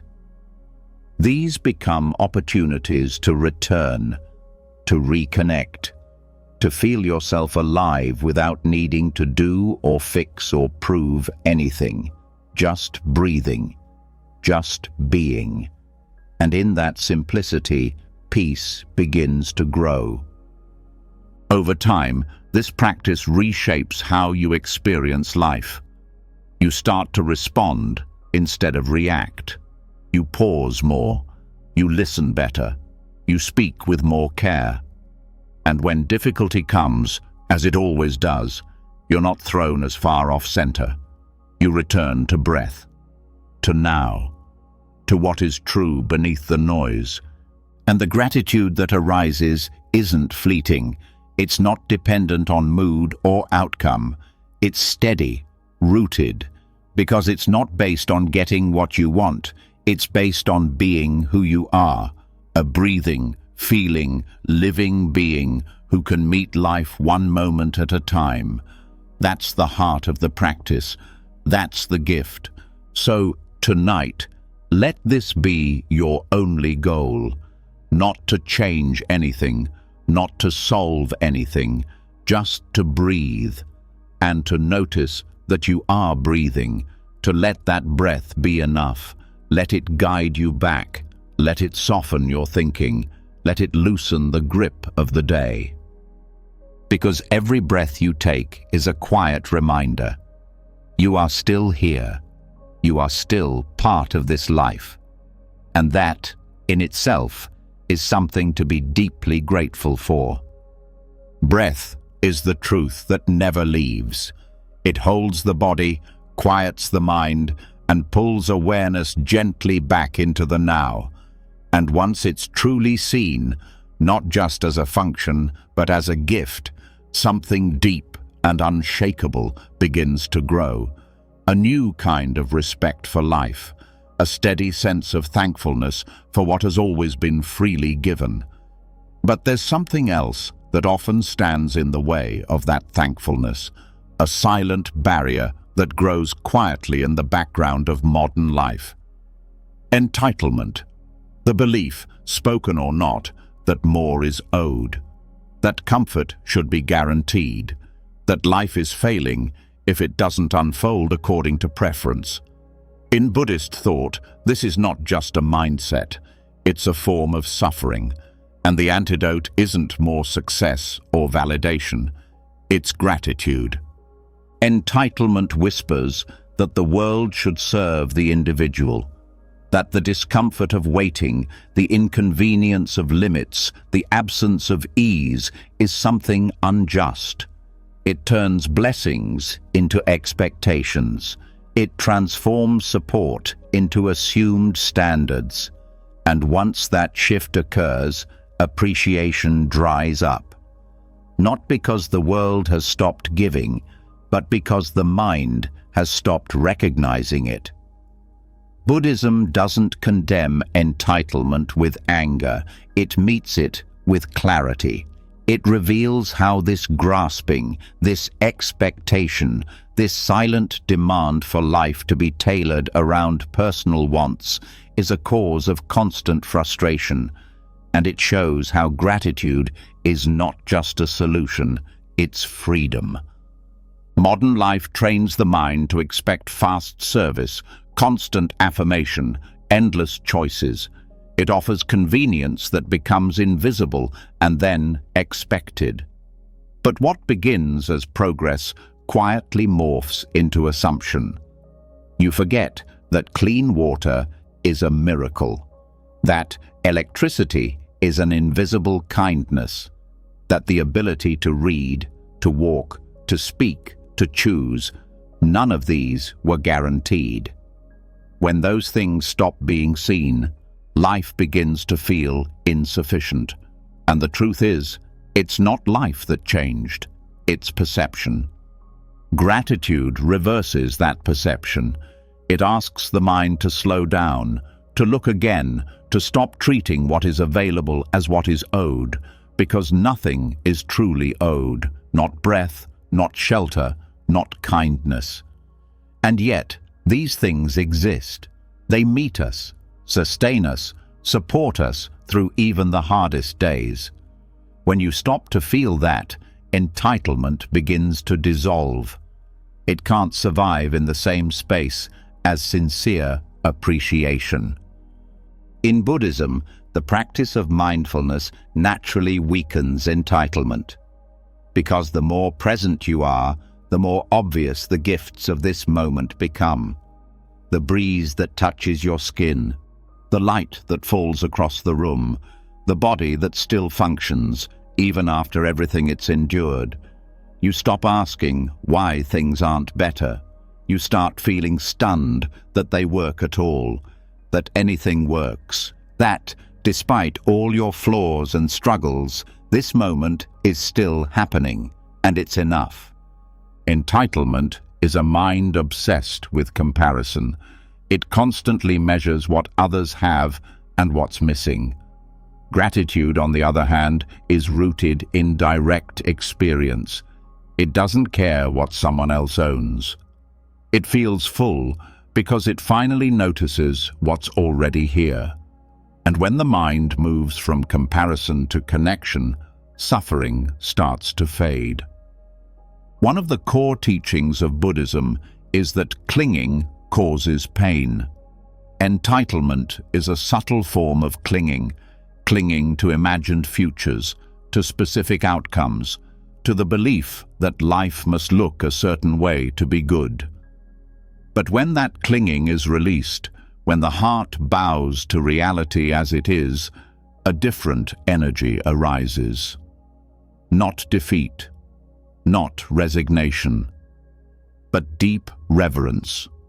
Reverence for this body, this breath, this day, this chance to begin again. Entitlement also disconnects people from one another. It assumes others exist to meet your needs, that their labor, time, and effort should align with your convenience. But gratitude reconnects. It sees effort. It honors contribution. It acknowledges that someone, somewhere, is helping hold your world together. The delivery driver, the factory worker, the translator, the coder, the teacher. Gratitude dissolves hierarchy. It replaces demand with humility. In monastic life, Buddhist monks rely entirely on the generosity of others. They do not buy or prepare their own meals. They walk silently with their bowls, receiving what is offered, not as a right, but as a gift. This practice is not about poverty. It is about perspective. It is about learning to receive with thankfulness and to let go of the illusion of control. Every meal becomes a lesson in humility. Every bite a reminder that nothing is guaranteed and everything is connected. That kind of living may feel far away from modern life, but its spirit is close.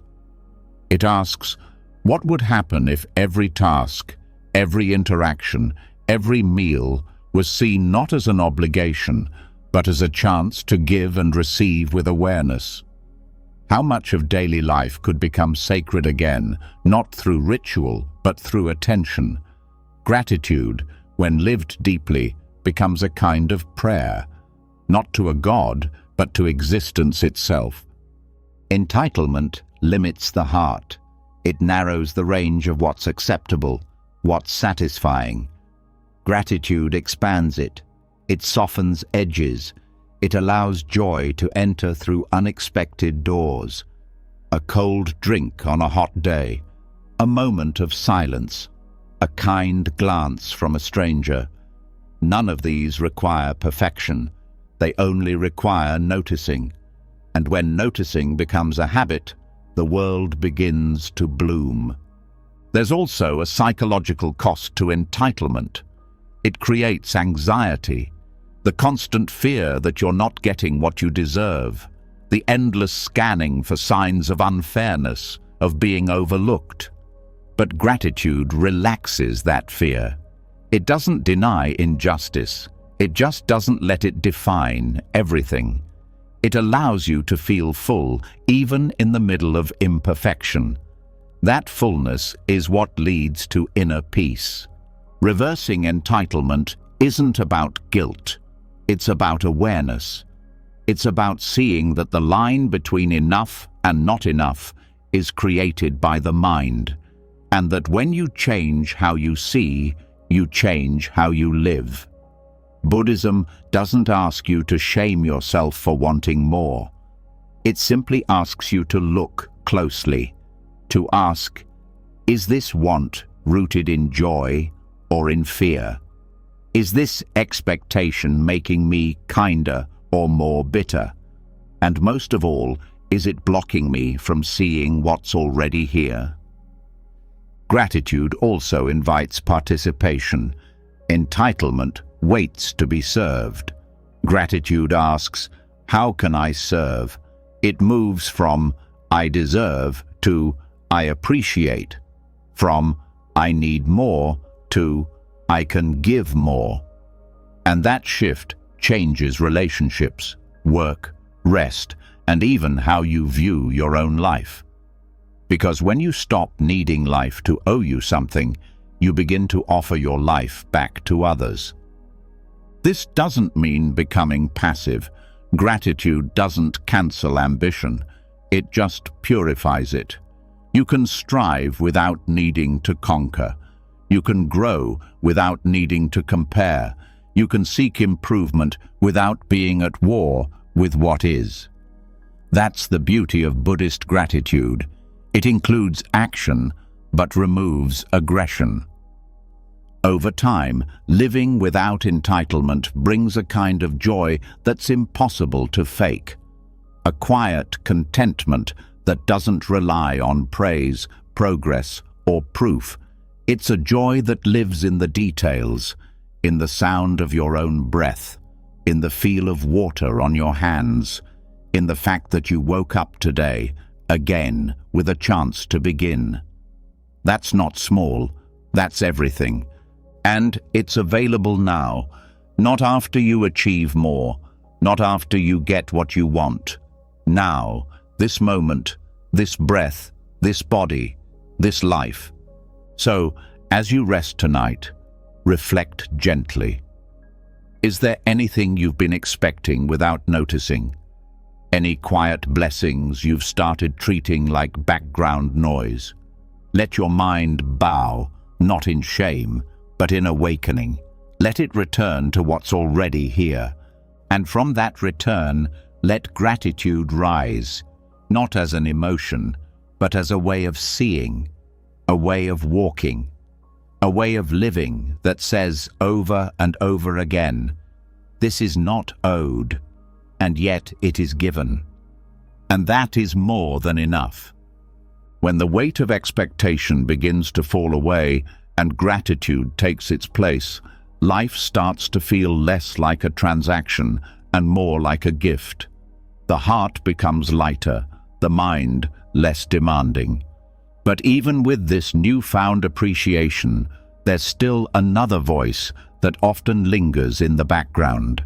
A voice that speaks in worry, that replays what-ifs, that trembles in the face of uncertainty. Anxiety. It wraps itself around the unknown, grips tightly onto control, and feeds on the illusion that danger is always near. But within the teachings of Buddhism, there's a quiet but powerful counterforce. Not resistance, not suppression, gratitude. Anxiety thrives in the future. It grows in the space between now and the next possible outcome. It paints scenarios, spins stories, and convinces the mind that safety can only come from predicting everything. But gratitude lives elsewhere. It lives in this breath, in this moment. It calls attention back from the imagined threat and places it gently in what is real, what is immediate, what is undeniably happening right now. And when the mind starts to settle in the present, anxiety begins to lose its grip. Buddhist practice doesn't deny fear, it doesn't shame it or try to erase it. It acknowledges that worry is part of being human, but it also teaches that not every thought deserves belief, that not every fear needs to become a prison. Gratitude becomes the tool that reminds the nervous system that not everything is going wrong. That even in difficulty, there are things that are stable, things that are working, things that are worthy of thanks. When fear rises, it narrows attention. It zooms in on the worst-case scenario. It pushes the body into tension, shortens the breath, floods the mind with what-ifs. But when gratitude enters, it opens attention again. It expands the frame. It gently shifts focus to what is supporting you, even in this moment of unease. The chair beneath you, the breath moving steadily, the body that, though anxious, is still carrying you. You begin to notice that anxiety is only one part of the experience. It is not the whole truth. Gratitude acts like an anchor, not because it denies the storm, but because it keeps you from being swept away by it.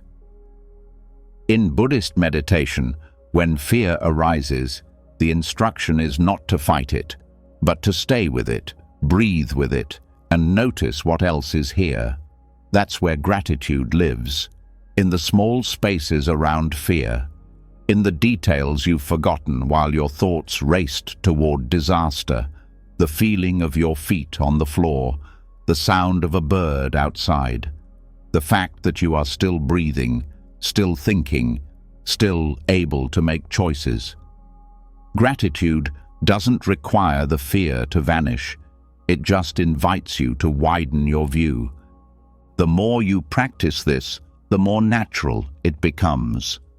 The mind, trained by modern life to expect constant danger, begins to rewire itself. It stops scanning for what might go wrong and starts recognizing what is already going right. This is not toxic positivity. This is awareness. Honest awareness of the full picture. Fear may still be there, but now so is the sunrise. So is the softness of your blanket. So is the silence that helps you think more clearly. These are not distractions. They are part of reality too, and gratitude helps you hold all of it. One of the core insights in Buddhist psychology is that clinging to control creates suffering, and anxiety, at its core, is the mind clinging tightly to the illusion that control is the only way to feel safe. Gratitude loosens that grip. It says, "I don't know what will happen, but I see what's already been given." It shifts the nervous system from fight or flight to rest and receive. It lets the body remember what peace feels like, not because everything is perfect, but because not everything is falling apart. Gratitude also changes the way you speak to yourself. Anxiety often comes with harshness, with blame, with the inner voice that says, "You should have known, you're not ready, something bad is coming." But when gratitude enters that inner space, the tone shifts. It becomes more gentle, more honest. It says, "Yes, this is hard, and look how far you've come." It says, "You don't know what's next, and still, you're here." Gratitude replaces the inner critic with the inner witness, one that sees without judgment, one that softens fear with truth. Even physiologically, gratitude changes the chemistry of anxiety. Studies have shown that practicing gratitude lowers cortisol, slows heart rate, and increases the brain's ability to focus and regulate emotion. In Buddhism, these changes aren't just side effects. They're signs that the mind is returning to balance, to the middle way, to a state where the nervous system no longer needs to prepare for imaginary danger, but can finally rest in what's real. Anxiety isolates. It tells you that you're alone, that no one understands, that the world is hostile and indifferent. But gratitude reminds you that connection is always possible, that people have helped you before, that kindness has touched your life in small and big ways, that the world, while uncertain, is also full of care. The moment you start to list even 3 things you're grateful for, your awareness shifts from isolation to inclusion. And inclusion is the antidote to fear. Gratitude also grounds the body. When the mind is anxious, it floats into the future. But when you begin to thank your body, your lungs for breathing, your hands for working, your feet for walking, you pull yourself back into form. You stop being a floating thought. You become a person again, a grounded, breathing, sensing being who can meet this moment with clarity. In Buddhist loving-kindness practice, fear is often met with phrases of care. May I be safe. May I be well. May I be at peace. These phrases are not wishes, they are reminders. Reminders that fear doesn't make you unworthy of calm, that anxiety doesn't erase your right to feel steady, and that even when the storm is loud, gratitude can be the still point inside it. You begin to see that gratitude is not something to reach for when life feels good. It is something to turn toward, especially when life feels uncertain. It becomes the tool that helps you pause before panic, that helps you question the story that says, it's all falling apart. That helps you come back to this moment, not with denial, but with courage. Gratitude also brings perspective. It reminds you that you've faced difficulty before, that you've survived hard days, that worry didn't break you, that somehow, even when fear said you wouldn't make it, you did. And here you are, breathing, listening, growing. That history is real, that resilience is real, and remembering it is a form of gratitude in itself. Eventually, this practice becomes part of your nervous system. The mind still worries, but now it also remembers. It remembers that peace is possible, that fear can visit without staying, that the breath is always available, that gratitude doesn't erase anxiety, but it makes room beside it. A room where calm can sit down, where kindness can return, where you can rest, even if just for a few moments. So, as this night unfolds, let that room be enough. Let one grateful thought soften one anxious one. Let one moment of presence interrupt the loop of fear. You don't need to be fearless. You just need to remember that not everything is a threat, that some things are still beautiful, that your body is still breathing, that this, right now, is not danger, it's life.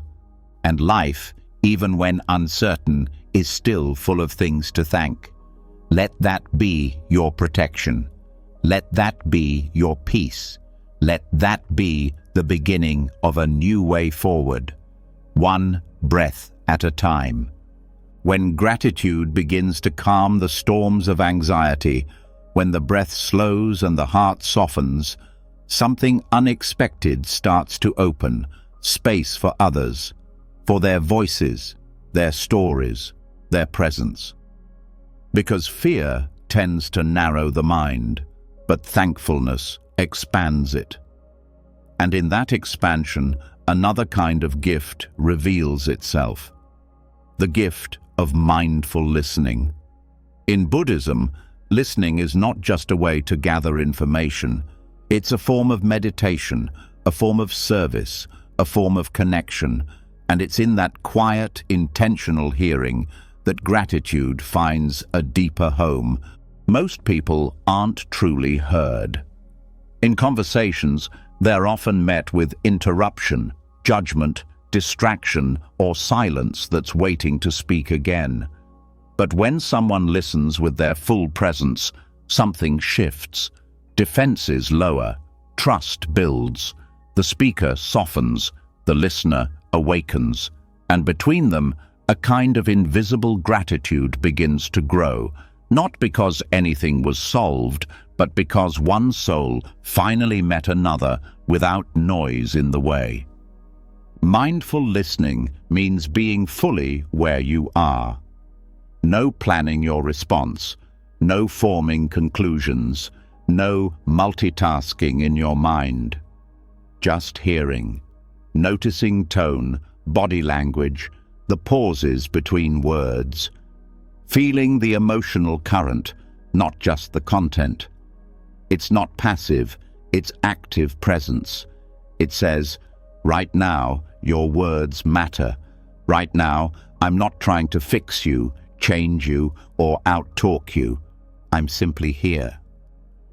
In Buddhist teachings, this kind of listening is considered one of the deepest forms of compassion, because to truly hear someone without inserting your own agenda is to offer them a place to exist as they are. And when people are allowed to be as they are, gratitude naturally arises, not just in them, but in you, because you begin to realize how rare and powerful that kind of presence really is. Gratitude in listening is not always loud. It can be felt in the warmth of a nod, in the silence that holds space, in the softening of someone's face when they realize they won't be interrupted. It's in the trust that builds word by word, and it grows strongest not when there's agreement, but when there's genuine attention. Listening this way changes relationships. It heals what distance has frayed. It reveals layers of someone that were buried beneath quick conversations and surface talk. It uncovers histories, longings, and fears that were never meant to be secrets, but simply needed patience to be shared.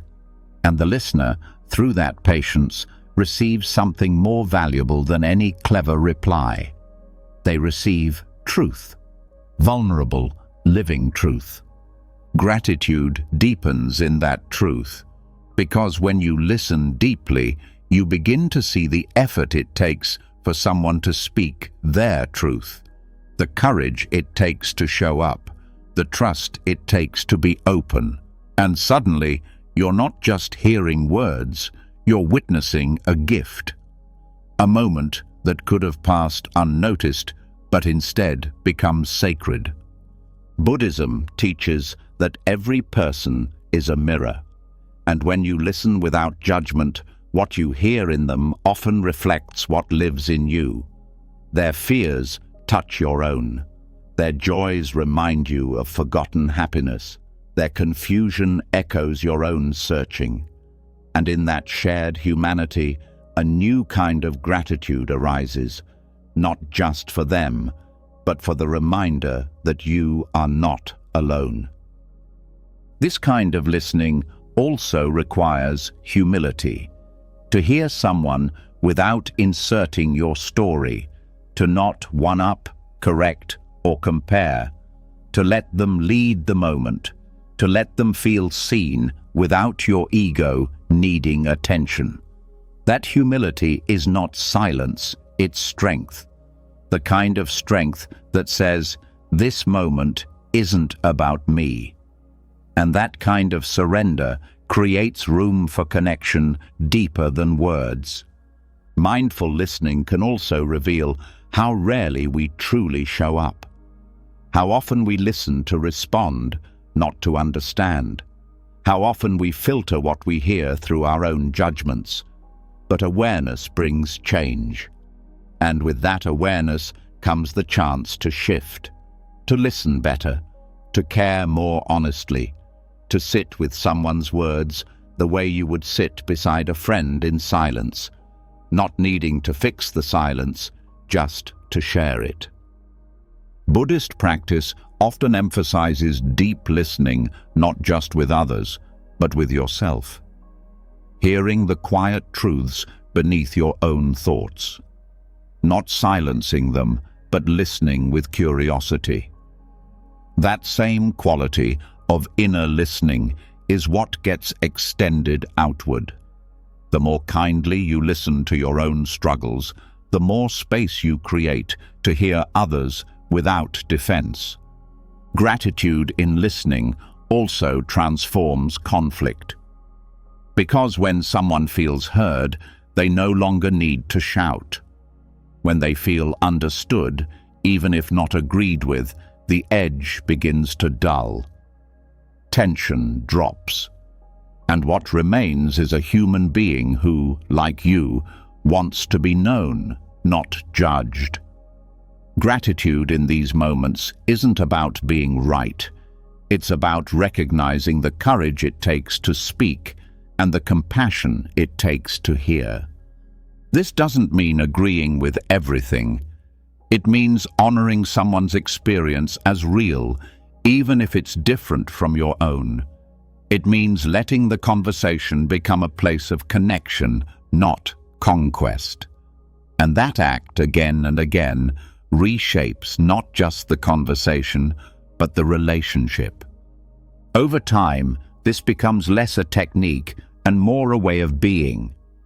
You walk into conversations not to defend, but to discover, not to teach, but to understand. And as you listen more mindfully, the world begins to open. Strangers become more human. Loved ones feel safer, and gratitude grows, not for what was said, but for the space that was created. This practice also trains the mind to slow down, to not rush toward the next thing, to linger in the now.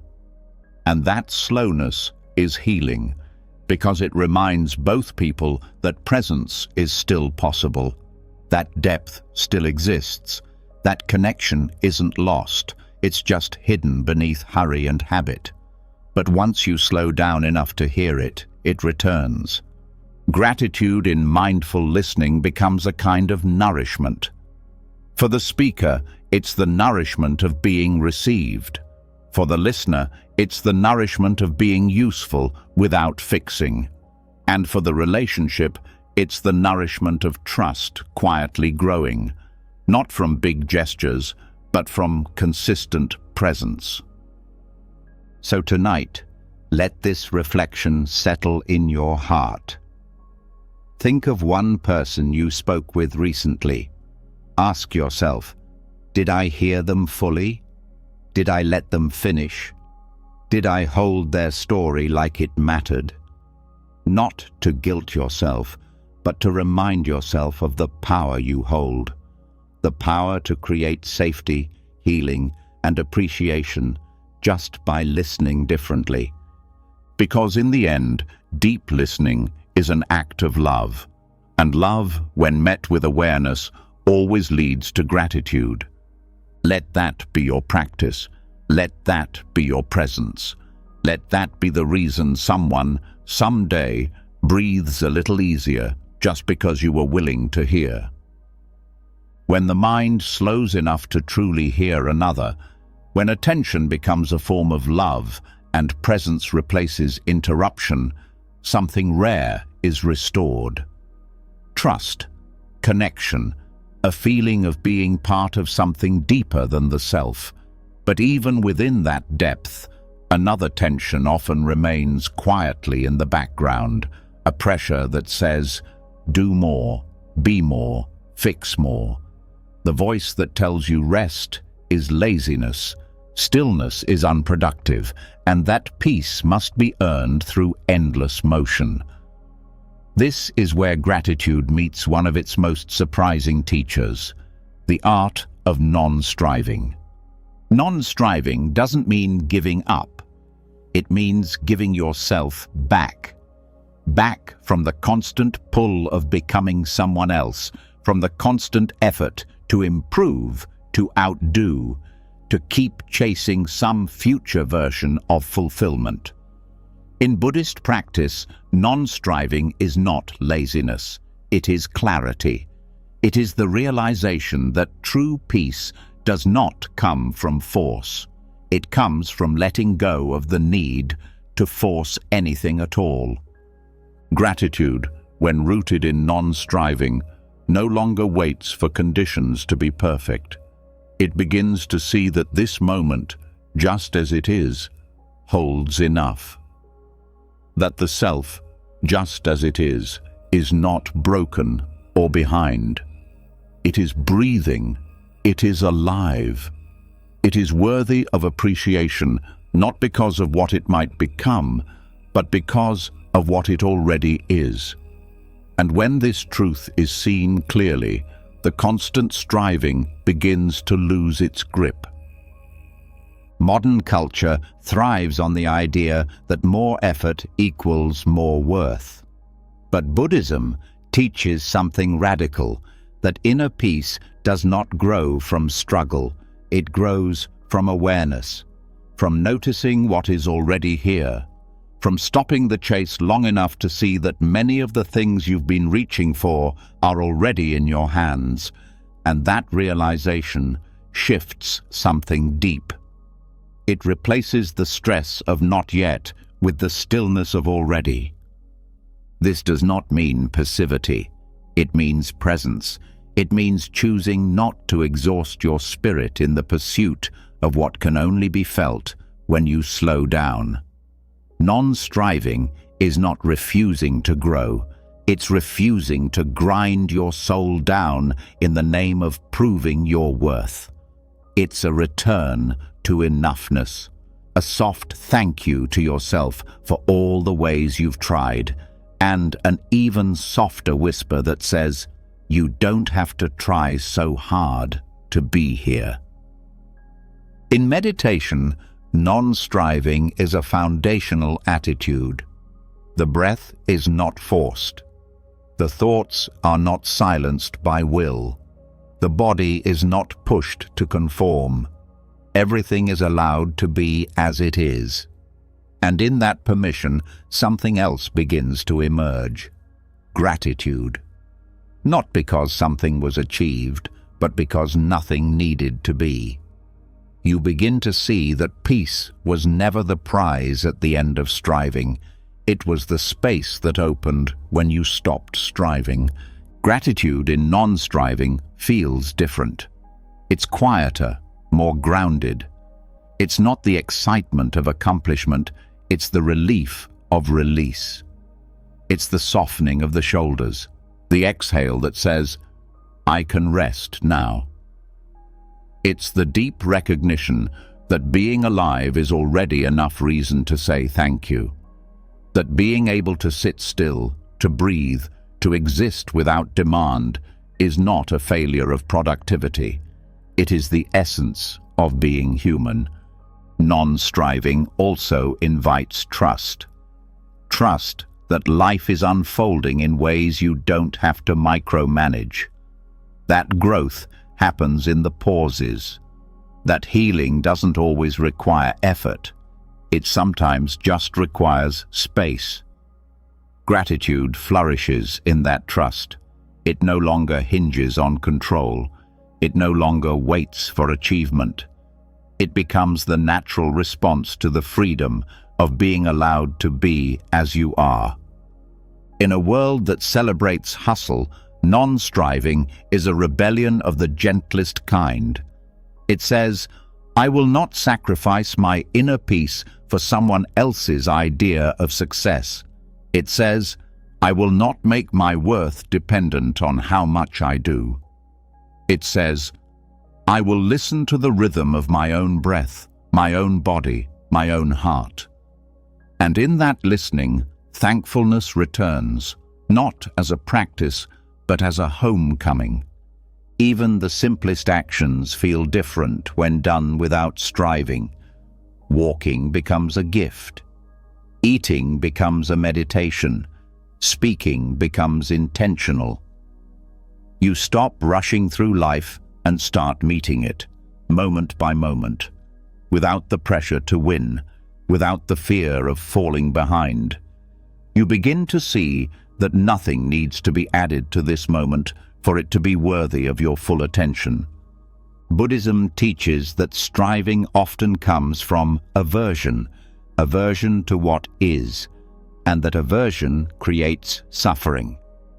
Non-striving, then, is a form of compassion, a way of saying, this is difficult, but I do not need to run from it. A way of meeting pain without resistance, of meeting joy without grasping, of meeting the present without needing to improve it. Gratitude grows in that space, because once the need to change everything fades, the beauty of what already exists comes into view. Letting go of striving also reveals how much of life's beauty is subtle. The smile you almost missed, the moment of silence before a response, the feeling of your feet on the floor after a long day. These are not achievements, they are experiences. And when you stop measuring your life in progress, you start noticing your life in presence. Gratitude then becomes not a reaction to big moments, but a way of being with small ones. Non-striving also teaches you to relate to yourself differently. You stop demanding constant improvement. You stop evaluating every emotion. You stop fixing yourself like a broken machine. Instead, you begin to treat yourself like a friend. You begin to appreciate your own rhythms. You begin to rest without guilt. And in that rest, your nervous system begins to heal. Your inner voice becomes kinder. Your heart becomes more open, not because you earned it, but because you allowed it. This permission changes everything. It changes how you approach your goals. You still care, you still move forward, but now you're not chasing, you're participating, you're not pushing, you're engaging. And because your worth is no longer tied to the outcome, you can actually enjoy the process.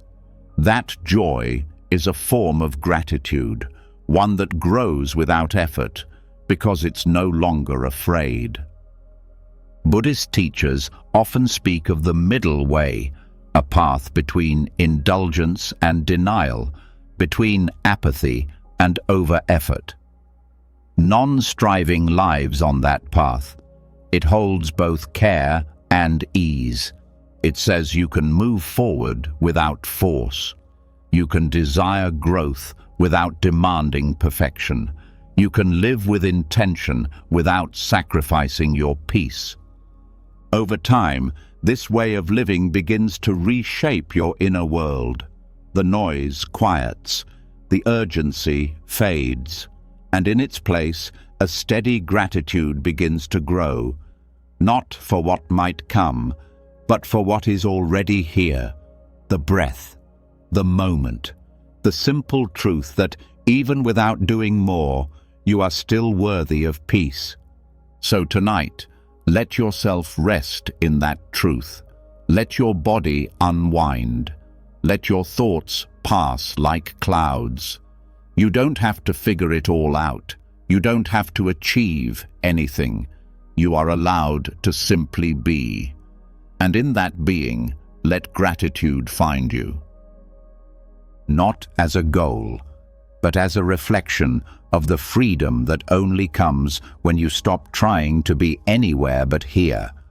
When the pressure to constantly improve finally dissolves, when the mind no longer clings to some distant ideal and begins to settle into the quiet richness of what already is, something soft and strong begins to bloom.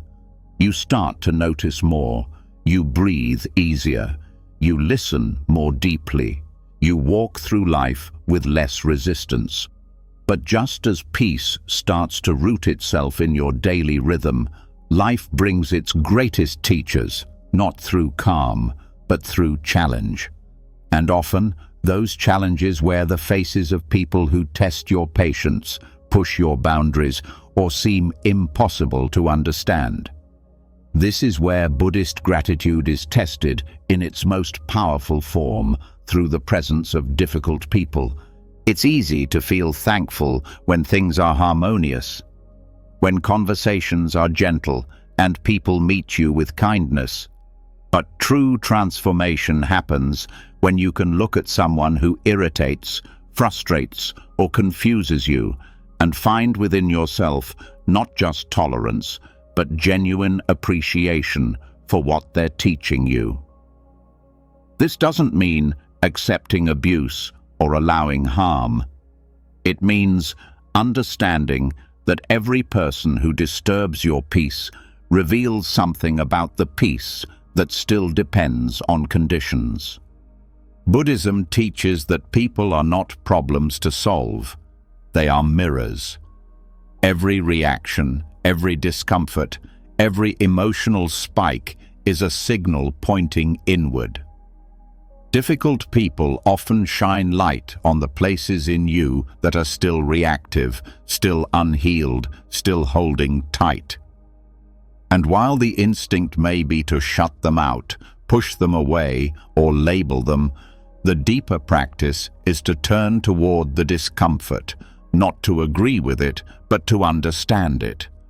Gratitude begins when you realize that these people are helping you see yourself more clearly. This is not a romantic idea, it's hard work. Some personalities simply don't click. Some interactions leave bruises. Some conversations feel like battles. But Buddhist wisdom offers a different approach, not to fight the experience or avoid it, but to inquire into it, to ask, what is this person showing me about myself? What expectations am I bringing into this moment? What part of me is still attached to being right? to being liked, to being in control. Gratitude starts to grow, not because the person becomes easier, but because your mind becomes less reactive. You stop needing them to change for you to be at peace. You start seeing the space between their behavior and your response. And in that space, choice is born. The choice to listen more than defend. The choice to pause instead of escalate. The choice to soften, even if they don't. This shift isn't weakness, it's freedom. When your peace no longer depends on others behaving the way you want, you reclaim enormous power. And that's when you begin to feel thankful, not for the conflict, but for the clarity. You thank the person not for hurting you, but for showing you where your work still lives. You thank them not because they were right, but because they revealed something real. And that kind of gratitude is unshakable. In Buddhist practice, this is the heart of compassion, not just wishing others well, but recognizing their suffering even as they hurt you. Most difficult people are not malicious, they are hurting, reacting from fear, pain, confusion. When you can see that, something softens in you, the edge dulls, the armor loosens. Gratitude then becomes a form of compassion, a quiet acknowledgement that we are all trying, failing, learning, and that no one is only the worst thing they've done. Even if the interaction doesn't change, you do. You carry less resentment. You ruminate less. You stop replaying arguments in your mind. That inner peace is not a gift the other person gave you. It's a gift you gave yourself by changing your perspective. And that self-given peace becomes something you deeply value. Gratitude arises for your own capacity to grow, to stay present, to choose kindness even in the face of discomfort. Difficult people also teach you boundaries. They help you see where you've been too open, too accommodating, too afraid to say no. They force you to clarify what matters to you, and that clarity, once gained, becomes a strength. Gratitude then includes the lesson, the firmness, the self-respect that was born from the tension. Without the difficulty, those muscles wouldn't have developed. There's also a humility that comes from being around those you don't naturally like. It shows you the limits of your patience. It exposes your judgments. It humbles your assumptions. And from that humility, a deeper gratitude arises, not just for the lesson, but for the opportunity to choose love in a place where it doesn't come easy. That choice makes your compassion real, not theoretical. Over time, you may even begin to feel thankful that not everyone agrees with you, that there are voices in your life that challenge your thinking, that force you to reflect more deeply, speak more clearly, feel more intentionally. These people become sharpening stones, not because they are kind, but because they make you pay attention. Gratitude here is not a reaction, it's a decision to grow instead of shut down. There's a story in Buddhist tradition of a disciple who asked the Buddha how to practice compassion towards someone who is truly cruel. The Buddha replied, "Find the place in you that fears them and offer compassion there first." This is where gratitude lives, in that soft place beneath the fear, the frustration, the hurt. When you offer compassion there, gratitude follows, not because the person became easier, but because you became freer. Sometimes the most difficult people are the ones closest to you. Family, co-workers, long-time friends. These relationships hold history, expectations, emotional weight. But Buddhist wisdom invites you to approach even these bonds with mindfulness, to ask, what can I learn here? What have I been unwilling to see? What version of them am I still clinging to instead of meeting them as they are today? Gratitude in these cases often begins with grief, grieving the relationship you wanted, the version of the person you hoped they would become. But once that grief is honored, space opens for something else, for acceptance, for clarity, for a gentler kind of love, one that no longer depends on change, but rests in recognition.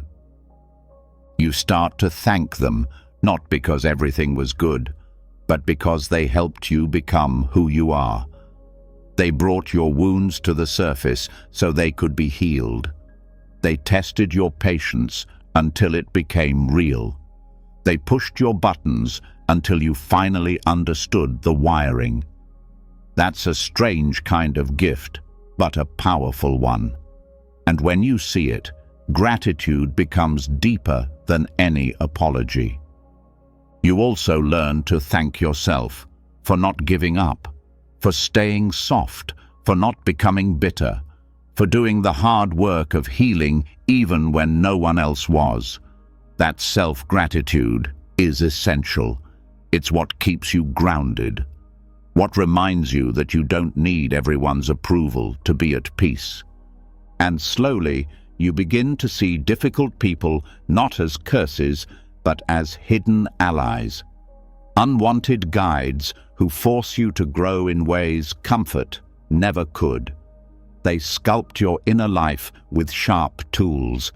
They bring out your strength by resisting it, and in that friction, you find something enduring, something honest, something that says, "This isn't easy, but I'm grateful to have learned what I've learned."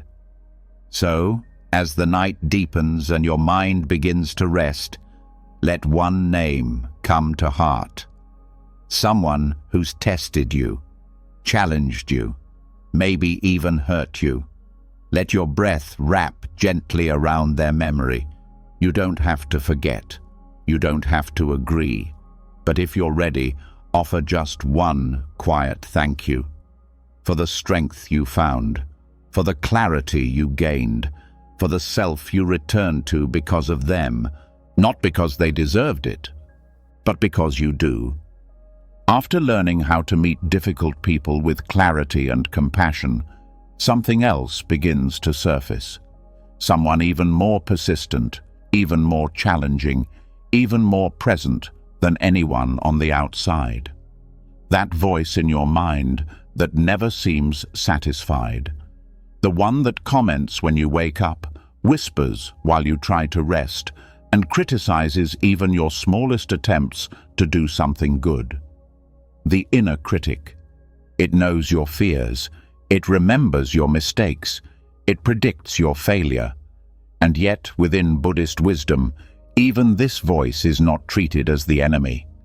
It is listened to, met with awareness, and, eventually, thanked. Not for the harm it's caused, but for what it was trying to do.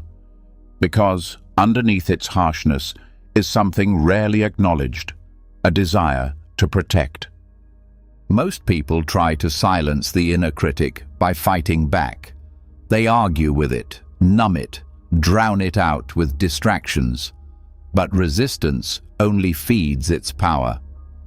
What Buddhist practice teaches is that this voice isn't just noise. It's a wounded protector. A voice formed out of fear, shaped by past pain, conditioned to prevent future harm. It speaks in judgment, not because it's cruel, but because, somewhere along the way, it believed that criticism could keep you safe. Gratitude toward the inner critic doesn't mean agreeing with it. It means understanding it. It means stepping back from the content of its message and seeing the intention behind it. When the voice says, "That wasn't good enough," it's often trying to keep you from rejection. When it says, "You're not ready," it may be trying to shield you from embarrassment. Its strategy is flawed, but its motive isn't always malicious. And when you meet it with this kind of clarity, something begins to shift. You stop seeing it as an enemy. You start seeing it as a scared voice that never learned how to speak gently. This shift doesn't happen overnight. The critic's voice is old. It's often rooted in childhood. It may echo the tone of parents, teachers, or peers who demanded perfection or gave love conditionally. Over time, you internalize those messages, believing that being hard on yourself would earn safety, love, or success. But in Buddhist insight, the goal is not to erase the past, it's to understand it, because understanding brings compassion. And compassion, when turned inward, opens the door to healing. Begin by noticing the voice. When it speaks, pause. Don't push it away. Don't take it as truth. Just listen. Hear what it's saying. Feel the energy behind it. Then ask, what is this voice trying to protect me from? What fear is it trying to manage? And what would I say to it if I knew it wasn't trying to hurt me, but to help? This is where gratitude begins, not for the pain it's caused, but for the protection it tried to offer. You start to appreciate the role it played in keeping you alert, driven, cautious. You start to thank it for getting you through situations where vulnerability might have been dangerous. But now, you let it know that you don't need that kind of protection anymore, that you can care for yourself without self-attack, that you are building a new way, one rooted in presence, not punishment. Thanking the inner critic doesn't mean it disappears, but it changes the relationship. The volume lowers, the words soften, the urgency fades, and in its place, a new voice begins to grow. One that speaks like a guide, not a guard. One that asks questions instead of delivering verdicts. One that encourages effort without threatening your worth. That voice is not manufactured. It was always there. It was just buried under years of inner tension. This work takes patience. The critic will test you, especially when you fail, when you're tired, when you're exposed. But each time you meet it with compassion, you weaken the belief that harshness equals strength. You begin to embody a different kind of resilience. One that says, I can be honest with myself without cruelty. I can strive without self-hate. I can grow without fear. Buddhist practice reminds us that every part of the self deserves attention, even the parts that seem unlovable, especially those. Because what you ignore gains power. What you welcome begins to transform. The inner critic is no exception.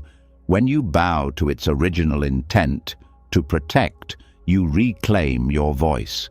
You begin to speak to yourself with the kind of care you offer others, and that care becomes a habit. Gratitude in this space isn't loud. It doesn't look like affirmations or mantras. It's quieter.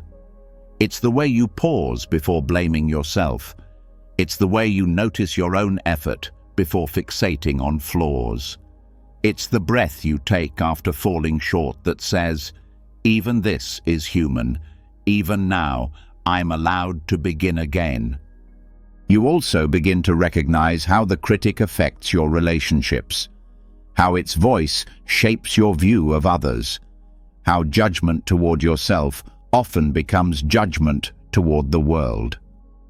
And when that link is seen, Gratitude deepens, not just for the healing happening inside, but for the way it's allowing you to connect more gently with others. This shift allows more peace to enter your life. You stop expecting perfection. You stop trying to outrun your flaws. You begin to see that being enough was never about being flawless. It was about being real, being awake, being present with the whole of who you are, not just the polished parts. And in that presence, you start to feel something new: trust. Trust in your ability to face discomfort without self-punishment. Trust in your strength to grow without shame. Trust in the voice that says, "You are learning, and that is enough." That trust is the root of lasting gratitude, because it no longer depends on outcomes. It depends on your willingness to stay with yourself, no matter what. So, as the night quiets and the thoughts begin to slow, notice if the critic tries to speak again. You don't have to fight it. Just listen. Thank it gently. And then, with equal honesty, tell it the truth. "I hear you. I know you tried to protect me, but I don't need fear to grow anymore. I'm safe now. I'm healing now. And I choose to move forward with love." That is not weakness. That is not self-indulgence. That is transformation. That is freedom. And that is something to be deeply grateful for. After softening toward the voice within, after meeting your inner critic, not with resistance, but with recognition, something fundamental begins to settle. A kind of inner quiet. Not silence, but calm. Not perfection, but peace with what is. And from that peace, something beautiful rises, an energy that no longer revolves around proving worth or earning love. It begins to turn outward. It begins to offer itself. And that offering, when given without needing anything in return, becomes one of the deepest forms of gratitude in Buddhist practice. The gratitude of service without reward. This kind of giving is rare. In a world that constantly measures value, that keeps invisible scorecards, that rewards recognition more than sincerity, serving without expectation can feel radical. But Buddhism teaches that this is where real freedom begins. When the need for praise dissolves, when the hunger for return fades, what remains is something purer than transaction. A kind of joy that isn't dependent on what comes back, but on what flows out. The Buddha often spoke of generosity as one of the most immediate paths to happiness, not because it fills the giver with pride, but because it empties the heart of clinging. When you give without needing acknowledgement, you unhook yourself from the mind that constantly asks, "What's in it for me?" And when that question disappears, so does a great deal of suffering. Gratitude in service is not about being thanked. It's about recognizing the opportunity to give at all. It sees the act of offering help, time, presence, or care not as a duty, but as a privilege. It understands that to give means you have something to give, that your body, your mind, your resources, your energy, they're capable of being used to lift someone else's moment, even just a little, and that, in itself, is a miracle. Serving without reward doesn't mean you're invisible. It means you're free. You're not caught in the trap of needing applause. You're not dependent on outcome. You're not performing. You're just offering, because the offering itself is enough. In Buddhist monasteries, daily chores are done in silence and without praise. Cleaning the floor, preparing the food, sweeping the temple. Each task is approached with the same attention as meditation, No one gets awards for it, no one posts about it, but each act becomes a way of bowing to the present, a way of saying, "This small thing matters." And from that smallness, a powerful sense of gratitude arises. Because when you serve like this, you're not waiting. You're not giving with strings attached. You stop calculating whether someone deserves your effort. You stop keeping mental receipts. You simply serve. And when that service is complete, you rest. Not with resentment, but with fulfillment. The kind of fulfillment that only comes from knowing you did something real. This isn't about becoming a martyr. It's not about overgiving or losing yourself. Buddhist wisdom is clear.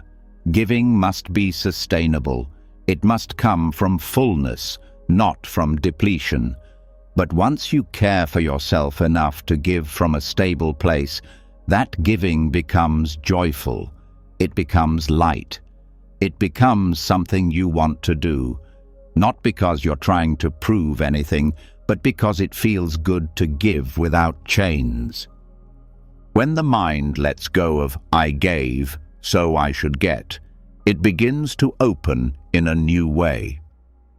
It starts to see how interconnected everything is, how the water you pour for someone else quenches your own thirst in a different form, how every kind gesture plants something in the soil of your own heart, not to be harvested for applause, but simply because it makes the ground more fertile. Gratitude in this context becomes less of a moment and more of a movement. It's not just something you feel, it's something you live. You give thanks by giving time. You give thanks by making meals. You give thanks by listening, by showing up, by cleaning something that no one will notice but everyone will benefit from. That's the beauty of invisible service. It's everywhere, and it touches everything. This kind of practice also protects you, because when your giving is rooted in presence instead of outcome, you don't get burnt out as easily. You're not crushed when others don't notice. You're not bitter when there's no return. Your heart stays open because it's not giving to be filled. It's giving because it's already full, and that fullness becomes self-sustaining. You begin to notice how the act of serving, without needing anything back, actually nourishes you. It clears the mind. It softens the ego. It brings you closer to what matters. Not status, not praise, but real connection. Sometimes, the deepest acts of service are the quietest ones. Holding space for a friend's grief, picking up trash on a street no one cares about, sending kindness in thought to someone you may never meet.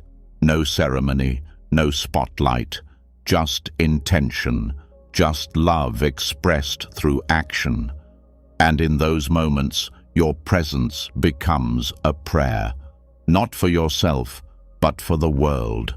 And that prayer is a form of gratitude so pure that it doesn't even name itself. This is also how Buddhist monks dedicate their practice, not just for their own awakening, but for the benefit of all beings. Every chant, every breath, every silent hour of sitting becomes a gift offered outward. And even though no one may see it, that offering has power. Because service done with love, even in the smallest moments, changes the energy of the world. It also changes your relationship with yourself. You stop measuring your worth by how much recognition you get. You begin to feel steady in your own sense of value. You learn to trust your quiet acts. You learn that sincerity is enough, and that trust builds something strong, a kind of dignity that doesn't need to be seen to feel real. Gratitude deepens when giving becomes natural, when it's no longer forced or calculated, when it rises spontaneously because your heart has learned that the joy of giving is not in what returns, It's in the giving itself. So, tonight, as you let your breath slow and your body soften, reflect gently. Think of the quiet ways you've served, the unnoticed things you've done, the kindnesses no one clapped for. Let yourself feel the worth of those moments, not because they were praised, but because they were honest. Let yourself rest in the truth that giving without reward is not loss, it is liberation. And in that liberation, you'll find a gratitude that no one can take away. When the need for praise falls away and service becomes its own reward, gratitude stops being something you chase. It starts being something you live. It moves through your hands, your choices, your quiet acts of care. But even with that depth of giving, modern life has a way of sweeping you back into its current. Days blur, moments rush, meaning slips, and slowly, even the heart's sincerest gratitude can become something abstract again, something you feel but no longer express. This is where the old ways can save you. This is where ritual returns. Not as something religious or rigid, but as a way of remembering, a way of anchoring your thankfulness to something steady, tangible, alive. In Buddhist practice, rituals were never about superstition. They were never about pleasing a higher being or checking a spiritual box. They were reminders, grounding points. They brought the sacred into the ordinary, over and over again. Lighting incense wasn't about scent. It was about pausing before speaking. Offering food to the altar wasn't about worship. It was about remembering the hands that made the meal possible. Bowing wasn't about hierarchy. It was about softening pride. These were not performances, they were doorways. And through those doorways, gratitude flowed like breath. Today, ritual is often lost, or it's reserved for holidays and special occasions. But gratitude doesn't thrive in once-a-year reflections. It needs rhythm.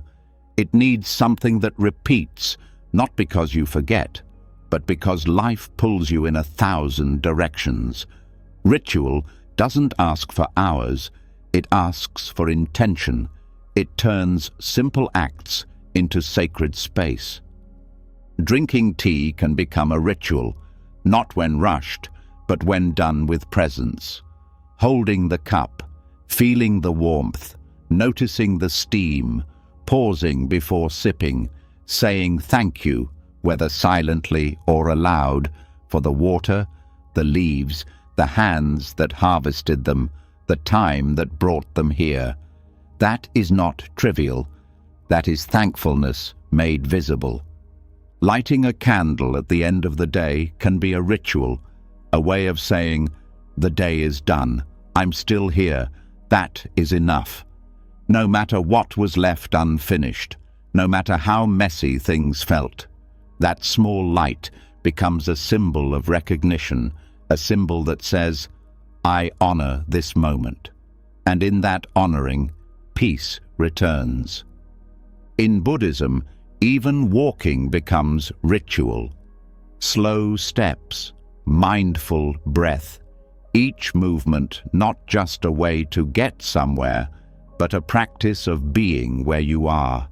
You step not to escape, but to arrive. And in that arrival, you remember. You remember your body, you remember the earth, you remember that movement itself is a gift, and that remembering is a form of gratitude. Meals can become rituals, not feasts, not performances, just daily acts of attention. Sitting down, eating without screens, offering one breath of thanks before the first bite, noticing the flavors, chewing slowly, allowing silence. These are not just healthy habits. They are rituals that bring the sacred back into something so easily forgotten. Food is never just food. It is life being given, and eating with awareness becomes a way of saying, I see that, I'm grateful for that, I won't rush through that. Waking up can become a ritual, before checking your phone, before thinking of all you have to do. One breath, one stretch, one thought of thanks. I get to begin again. That single moment changes your direction. It shifts your attention from lack to possibility, from hurry to humility. And from there, your day starts on different ground. Gratitude rituals don't have to look spiritual. They don't need chanting or mantras. Even making your bed can be one. Folding the sheets with care, smoothing the pillow. Not because it has to be perfect, but because it's a way of saying, this space matters, my rest matters, this life I'm living matters.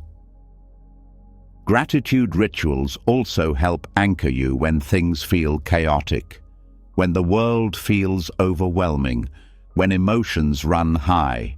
You don't need to fix everything, you just need something to return to, something steady, lighting a candle, taking 10 slow breaths, writing 3 things you're thankful for, bowing your head for a moment before eating. These small acts become sacred containers. They don't remove the chaos, but they remind you who you are in the middle of it.